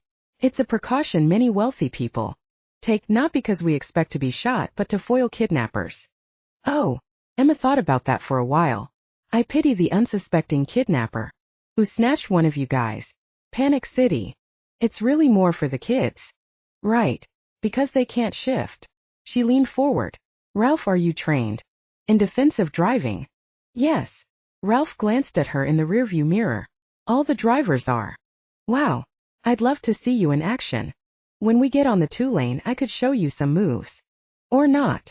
Rourke sent the driver a quelling glance. Ralph shrugged. Or not. Rourke turned in his seat and glanced back at Emma. Here's a tip for when you rents Emma. You might want to put a lid on the curious questions. But Rourke has a point, Aiden said. The goal is to calm their fears that you're going to run out and tell everything you know to the Inquirer. Along with her nerves, Emma's patience was being stretched. That would be the act of a terminally stupid person. The humans would accuse me of either being crazy or on drugs, and the worst would be howling for my blood. Why would I want to risk bringing all that down on myself? That sounds like a logical argument, Rourke said.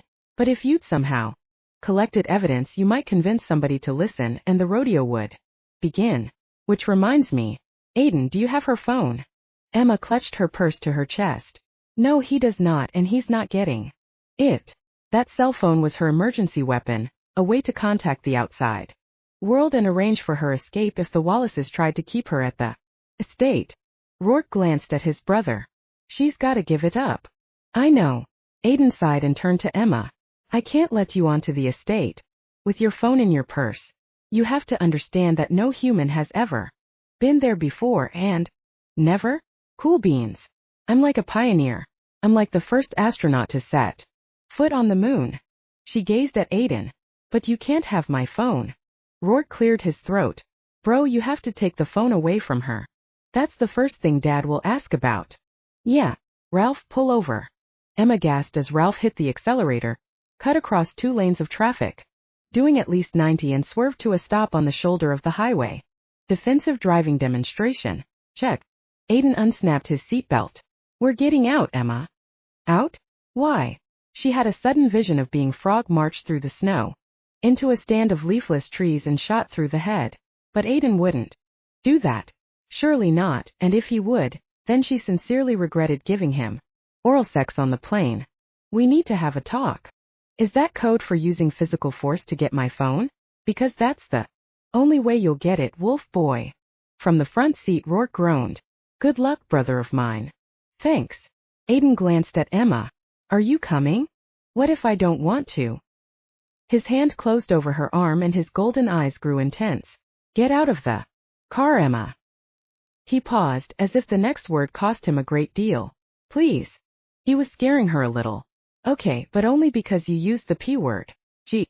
Unfasten her seatbelt. I have a P word for you, bro, Rourke muttered. Puss. Zip it, Rourke. Aiden kept his grip on Emma's arm as she scooted across the seat. Before she could step out, he put both hands around her waist and lifted her over a drift left by a snowplow.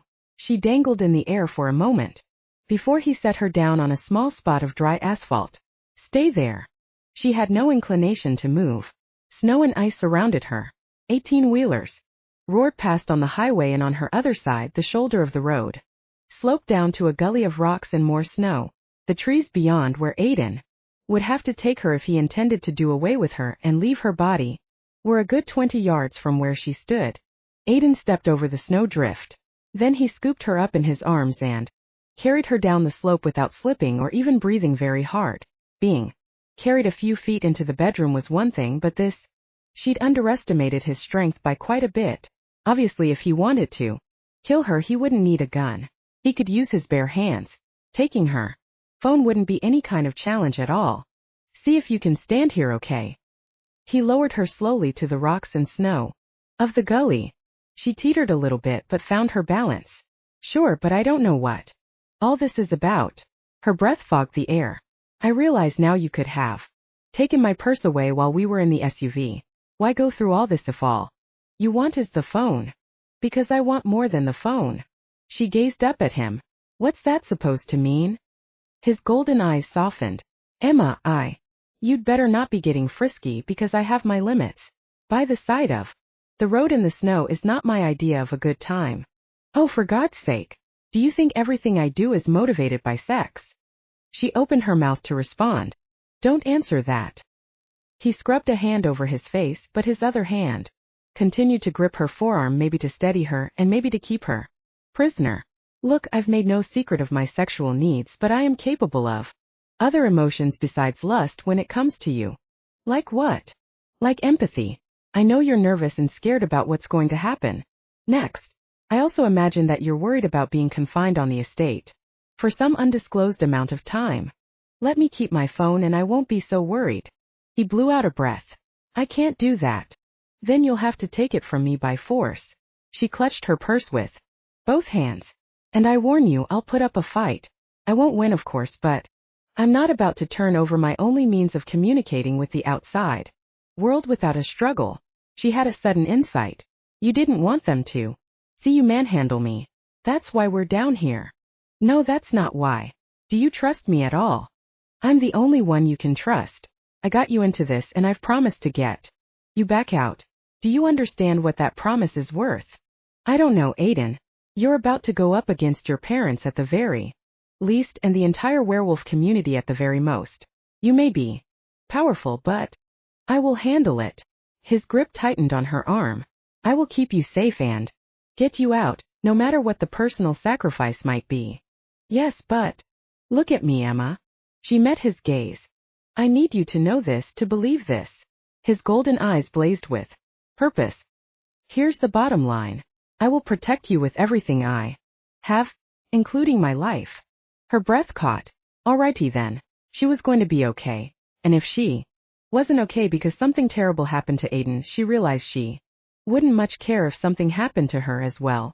Although her fingers were numb from the cold, she managed to open her purse and pull out her phone. Silently she handed it to him. Thank you. He took it and slipped it in his coat pocket. Without another word, he scooped her into his arms and carried her back to the SUV. For the rest of the trip, Emma stayed fairly quiet and Aiden kind of missed her barrage of research questions. Apparently their discussion in the gully had sobered her considerably. He was sorry if he'd scared her, but she had to start relying on him and stop being so damned independent or she'd get them in worse trouble than they were in already. She didn't know the world they were about to enter. He did. She perked up a little bit when they reached the rushing stream and Ralph activated the dam. You operate the dam by remote control? She stared at the quickly diminishing flow. What if the water freezes? Come to think of it, shouldn't the water be frozen now? Very perceptive. Rourke sounded impressed by the question. That was a good thing in Aiden's estimation. If Rourke came to respect Emma's brain, then he'd be less likely to side with those who wanted to end her publishing career, so Emma would have another ally besides him. So why isn't it frozen? Emma asked. We heat the water in the wintertime, Aiden said. Not much, and we use a solar system to cut back on the environmental impact, but we have to keep it from freezing and wrecking the whole program. That's amazing. Emma peered out as Ralph took the SUV through the damp streambed. Can we park on the other side so I can watch it come back? We always do anyway, Aiden said. We never drive off and assume it's working. This stream is one of the most important security features on the estate. We monitor it constantly. There's a camera upstream that gives us a picture of what's going on with the water. Emma turned so she could look out the back window as the water came rushing back, giving it a flash flood effect. I suppose you have cameras all over the place, she said quietly. Yes. Aiden had installed an upgraded system 2 years ago after researching various options.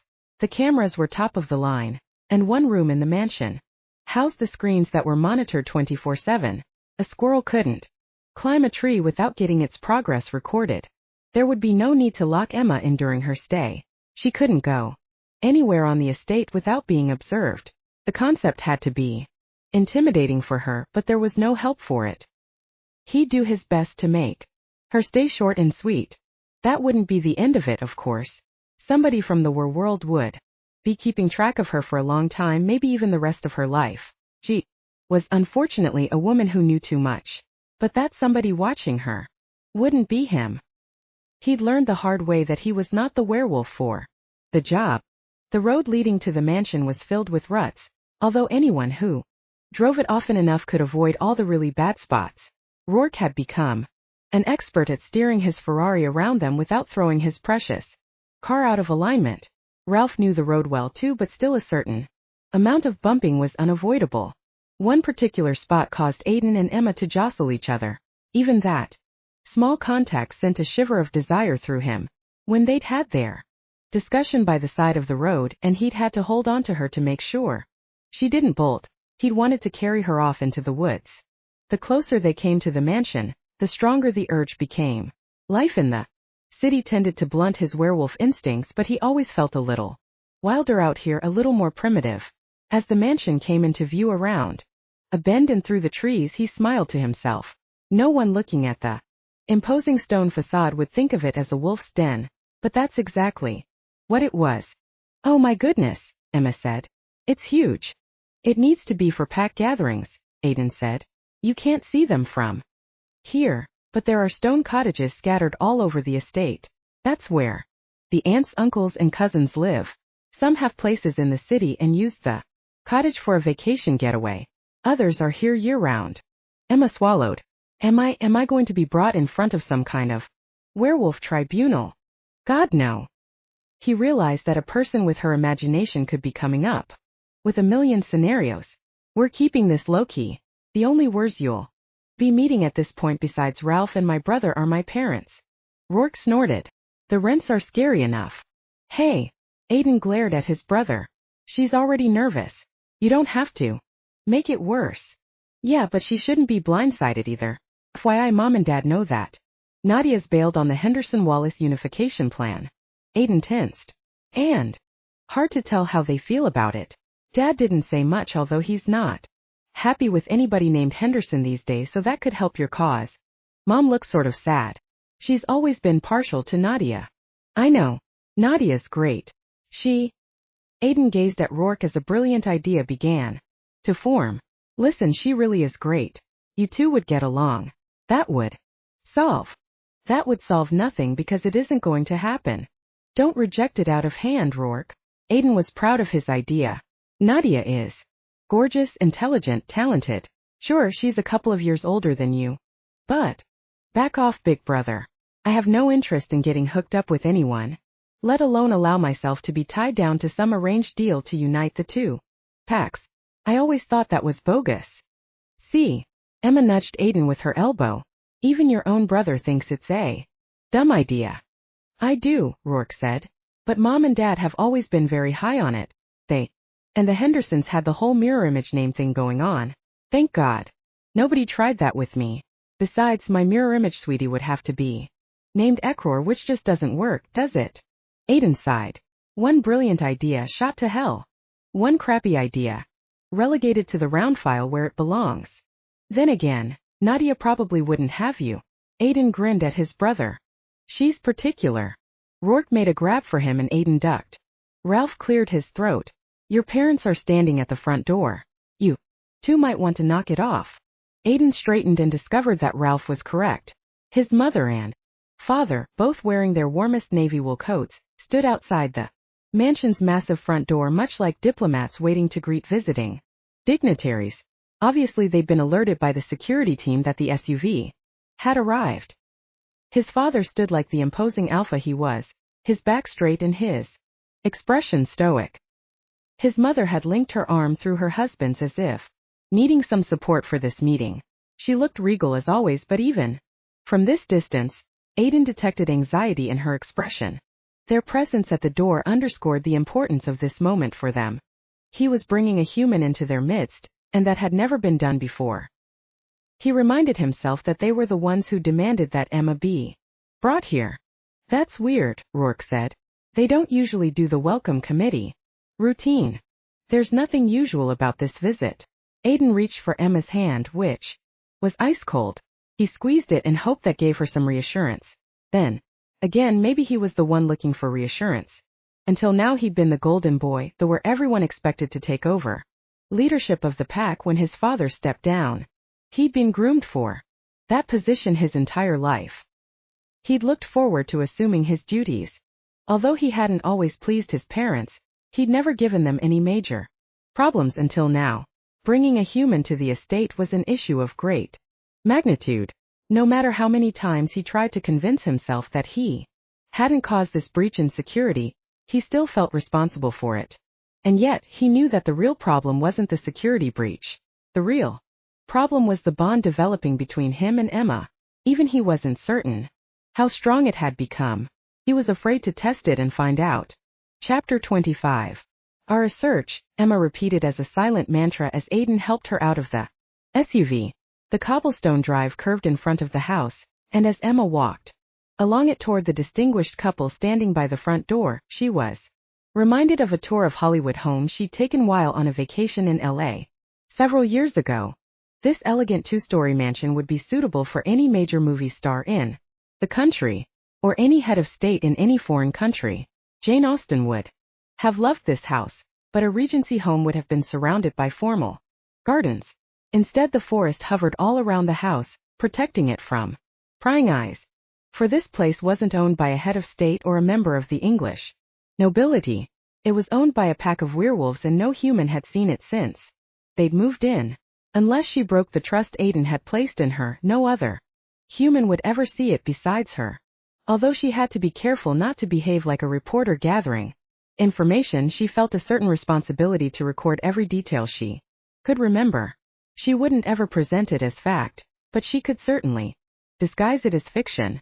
She would get to write about this house and the werewolves who lived here because Aiden had promised that her publishing career would continue. She was choosing to believe he'd make good on that promise. So she took in the butterscotch color of the stone, the steep pitch of the red slate roof dusted with snow, the twin chimneys rising high into the air, the multi-paned windows catching a stray beam from the setting sun, and the twin wrought iron balconies at each end of the house. She wondered if she'd be given a bedroom with a balcony. The romantic in her had always yearned for one. As she neared the front door, Fiona Wallace stepped forward and held out her hand. "Welcome to our home, Emma Gavin." Emma clasped Fiona's hand and felt quiet strength there. Aiden's mother had yellow gold eyes very similar to her son's, but Aiden had inherited his high cheekbones and square jaw from his father. After Emma shook hands with Fiona, Howard Wallace extended his hand to her. His grip spoke of power that was all the more intimidating because he didn't flaunt it with a crushing handshake. Here was a man used to being in command, and she sensed that he didn't like losing control of a situation the way he'd obviously lost control of this one. "Thank you for coming," he said simply. His gray eyes seemed to see right through her. She doubted he missed much, so she'd be wise to be perfectly honest with him. "I don't know that I had a choice." His laugh was deep and infectious, rumbling upward from his barrel chest. "True enough.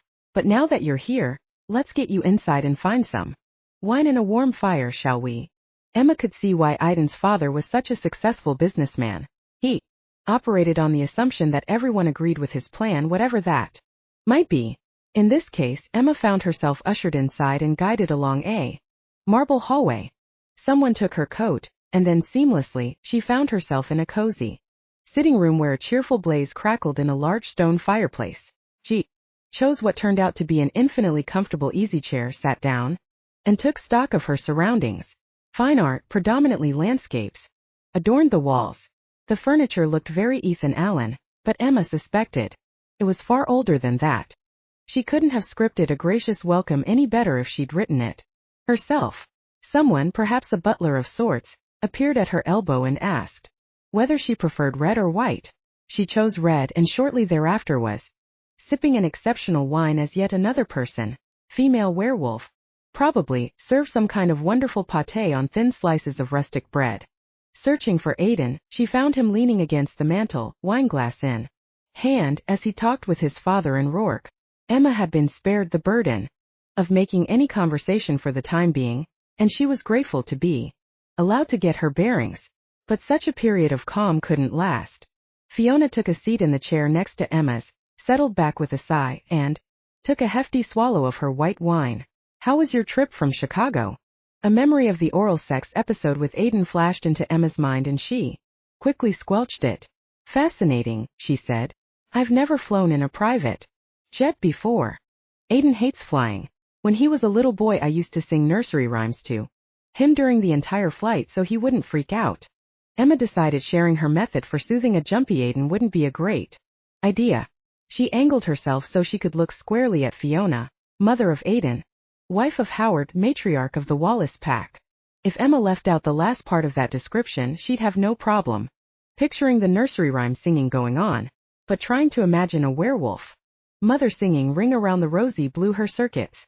You look dubious, Fiona said. Being a vocabulary junkie, Emma appreciated the use of the word dubious. She might get along with Fiona, except she'd never get the chance. I'll admit I'm in over my head. I thought werewolves you basically were imaginary. I'm sorry you discovered otherwise, Emma. It complicates things. The wine on a somewhat empty stomach had apparently affected Emma's good judgment because she leaned toward Fiona and asked quite clearly, will I be killed? Fiona recoiled in obvious horror. Good heavens, no. Did someone say that? Yes, as a matter of fact. Aiden told me some pack members were suggesting that was the best way to handle the problem. Fiona tisksed and shook her head. It's certainly not. You're a well-known author. There would be all kinds of media interest in police investigations if you turned up dead. Emma blinked. So it was fear of reprisal that kept her from ending up in a shallow grave on the Wallace estate. She supposed that was some comfort. Emma, I have to know. Fiona lowered her voice. I have to know exactly how you feel about my son. Emma decided to hedge on that one. What do you mean? She still might not be out of the woods, so to speak. If she admitted to having a major crush on Aiden, she might be wiped out on the grounds of sheer audacity. She'd figured out from the fact that no humans had set foot in this house that humans shouldn't be jonesing on a werewolf. Just wasn't done. I've seen the way he looks at you, Fiona said. And I've seen the way you look at him. Unless my instincts are off, which is always possible now that I'm going through menopause, you two have forged a bond. Not exactly. Better to defuse this potential bomb. Aiden needs to find a werewolf mate and I would never want to interfere with that in any way. Bullshit. Excuse me. Emma Gavin, you're crazy in love with my son, and if you could figure out a way to be with him permanently you'd grab it. Am I right? Oh God. Emma drained her wineglass. Am I right? Emma turned her head to discover Fiona watching her the way a hawk watches a rabbit. Yes, you're right. But I'm not an idiot. I realize Aiden is the crown prince of the Wallace pack. Hooking up with me gets him absolutely nowhere. In fact, it causes him an untold amount of problems. So all I want is to disappear from his life so he can get on with finding the perfect she-wolf or whatever it is you call his mate. Fiona nodded. That would indeed be wonderful and a great solution to the sticky situation we're in, except for one thing. Which is, my son is crazy in love with you. Everything in Emma rebelled at that idea. She shook her head violently. No, he's not. That would be a disaster. I will protect you with my life. But that was duty, not love. Wasn't it? I completely agree it's a disaster, Fiona said. You're miles away from the daughter-in-law I had in mind. Nadia is the daughter-in-law of my dreams. Emma didn't like that any better than the concept of Aiden being crazy in love with her. He doesn't love Nadia, at least not in the way a man should love a woman he plans to marry and spend his life with. I'd go so far as to say he never will love Nadia that way.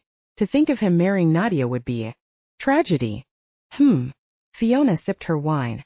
So what's he supposed to do, be a lone wolf with nobody to keep him warm at night? Of course not. There are plenty of fish in the sea. Or werewolves in the woods. I'm sure there's a perfect mate out there waiting for him once he no longer has the responsibility of Nadia hanging like an albatross around his neck. Fiona said again. She finished her wine and signaled to someone on the other side of the room. I don't think you understand the werewolf way, my dear. No, but I'd like to. Rourke warned me not to ask too many questions, but I'm a writer. I'm all about the questions. She accepted another glass of wine. From the butler-type person who arrived with red for her and white for Fiona. Then let me tell you how a werewolf chooses a mate. Fiona took another hefty swallow of her wine. Fiona, are we going to have dinner soon? Because I haven't had a lot to eat today and this wine is potent stuff. We'll have dinner in about 15 minutes. Drink up. Okay. Emma took another sip. She didn't want to waste wine that tasted so good she wouldn't be surprised if it was several $100s a bottle. Fiona raised a finger. Werewolf Mate Selection 101. I'm listening. Emma chalked this up as the absolute weirdest evening she'd ever had in her life, but it made for great research. The first thing is the smell. Oh. Emma couldn't ignore all the references Aiden had made to her scent. Howard chose me on scent alone. He also liked the way I looked, fortunately, because that has a bearing on how the children will turn out, but my scent is what closed the deal. That got her attention. You and Howard didn't marry for political expediency. No, we married for lust and love and pheromones. Why do you ask? Because you expected Aiden to make a practical, politically beneficial marriage. How could you? Fiona drank more wine. Logically, the chemistry should have been there. We had both their birth charts done. We brought them together several times as children so they'd have a shared history. They're both beautiful. Should have worked. It did in a way. They're fast friends. I still wonder, though, if you hadn't come along. Emma shook her head. You can pin lots of things on me, but I'm the savior in that situation. Those two would have had a boring, miserable life together, fulfilling what they saw as their duty to both packs. You would have made your son into a martyr, and I can already tell you're not the kind of mother who would want that. No, I'm not. I'm the kind of mother who wants the best for her son. She gazed at Emma over the top of her wine glass. And whether I like it or not, he seems to have chosen you. No, he hasn't. Yes, he has, Emma. That's what I've been trying to tell you. First there's the attraction of scent, and then there's the sexual exploration phase. Last of all, there's the binding. The binding. Yes. If you have to ask what that is, it hasn't happened between you two yet. But I predict it won't be long, judging from Aiden's behavior. He shows all the signs of a werewolf seeking a binding experience. The wine had definitely taken its toll and loosened Emma's tongue. The thing is, Aiden's promised me I won't end up having to stay here. She realized belatedly that sounded ungracious. Not that it isn't lovely, but I have a whole other life. Fiona laid a hand on her arm. Emma, much as it pains me to say this, I predict your life is about to be joined with Aiden's. Emma opened her mouth to protest that unsettling prediction, but dinner was announced. Aiden came to take her in, and after 2 glasses of wine she was glad for a strong arm to lean on. She had much to think about. Aiden truly loved her and wanted her to stay. Would she? Would she have to give up everything else? Her career, her mother, her friends? Fiona almost made it sound as if she wouldn't have a choice in the matter, but she wasn't about to abandon her independence, not even for Aiden. I caught a little of the conversation you were having with my mother, but not all of it, he said as they walked into the dining room with its immensely long table. Fortunately, the places had been grouped at one end so they wouldn't have to shout at each other during the meal. All things considered, she's been very gracious. Emma glanced up at him. Although she's not happy about it, she claims you show all the signs of a werewolf seeking a binding, whatever that is. His eyes widened. Of course I have no idea what she's talking about. I do. Aiden helped her into a chair at the table. And she's wrong. That's what I thought. Of course he wouldn't consider marriage to a non-were. That simplified things, and no, she wasn't disappointed to discover she was right and Fiona was wrong. Well, maybe a little, but this was for the best. Deciding to live for the moment, she proceeded to enjoy one of the most delicious meal she'd ever had the pleasure of eating. A binding. As always, his mother could read his moods better than anyone. He'd been fantasizing that very thing ever since that first night of sex with Emma, but he was determined to reject the concept. Fiona had some good reasons for being unhappy with the idea, and he would honor those reasons. No human had ever been bound to a member of the Wallace pack, and Aiden wasn't about to be the groundbreaker with that concept. He wasn't about to put his parents through the drama of it. As the meal progressed, Emma seemed to be having a great time, but one family dinner didn't a lifetime make. She would always be an outsider here, and she'd never accept the kind of restrictions on her lifestyle that a binding would dictate. As his mate, she'd be privy to all the secrets of the pack, and pack members wouldn't be at all happy with that. They'd demand that she be sequestered here on the estate, and his parents would probably demand it as well. Emma already knew more than was good for her. Binding her to him would be a supreme act of selfishness on his part. Wine flowed during dinner as it had before dinner. His parents were excellent hosts, and Aiden remembered many a dinner party where the entire table had been filled with Werewolfs. After dinner, the tradition was for pack members to shift and take a run through the woods. As the plates were cleared after dessert and the after-dinner liqueurs were being savored, Aiden's mother rose and came around to his chair. "I'm sure Emma must be tired." Aiden glanced over at Emma. "Are you tired?" "Not particularly." "Even so." Fiona's voice was gently insistent. "I think it's time Aiden showed you to your room." The message was clear.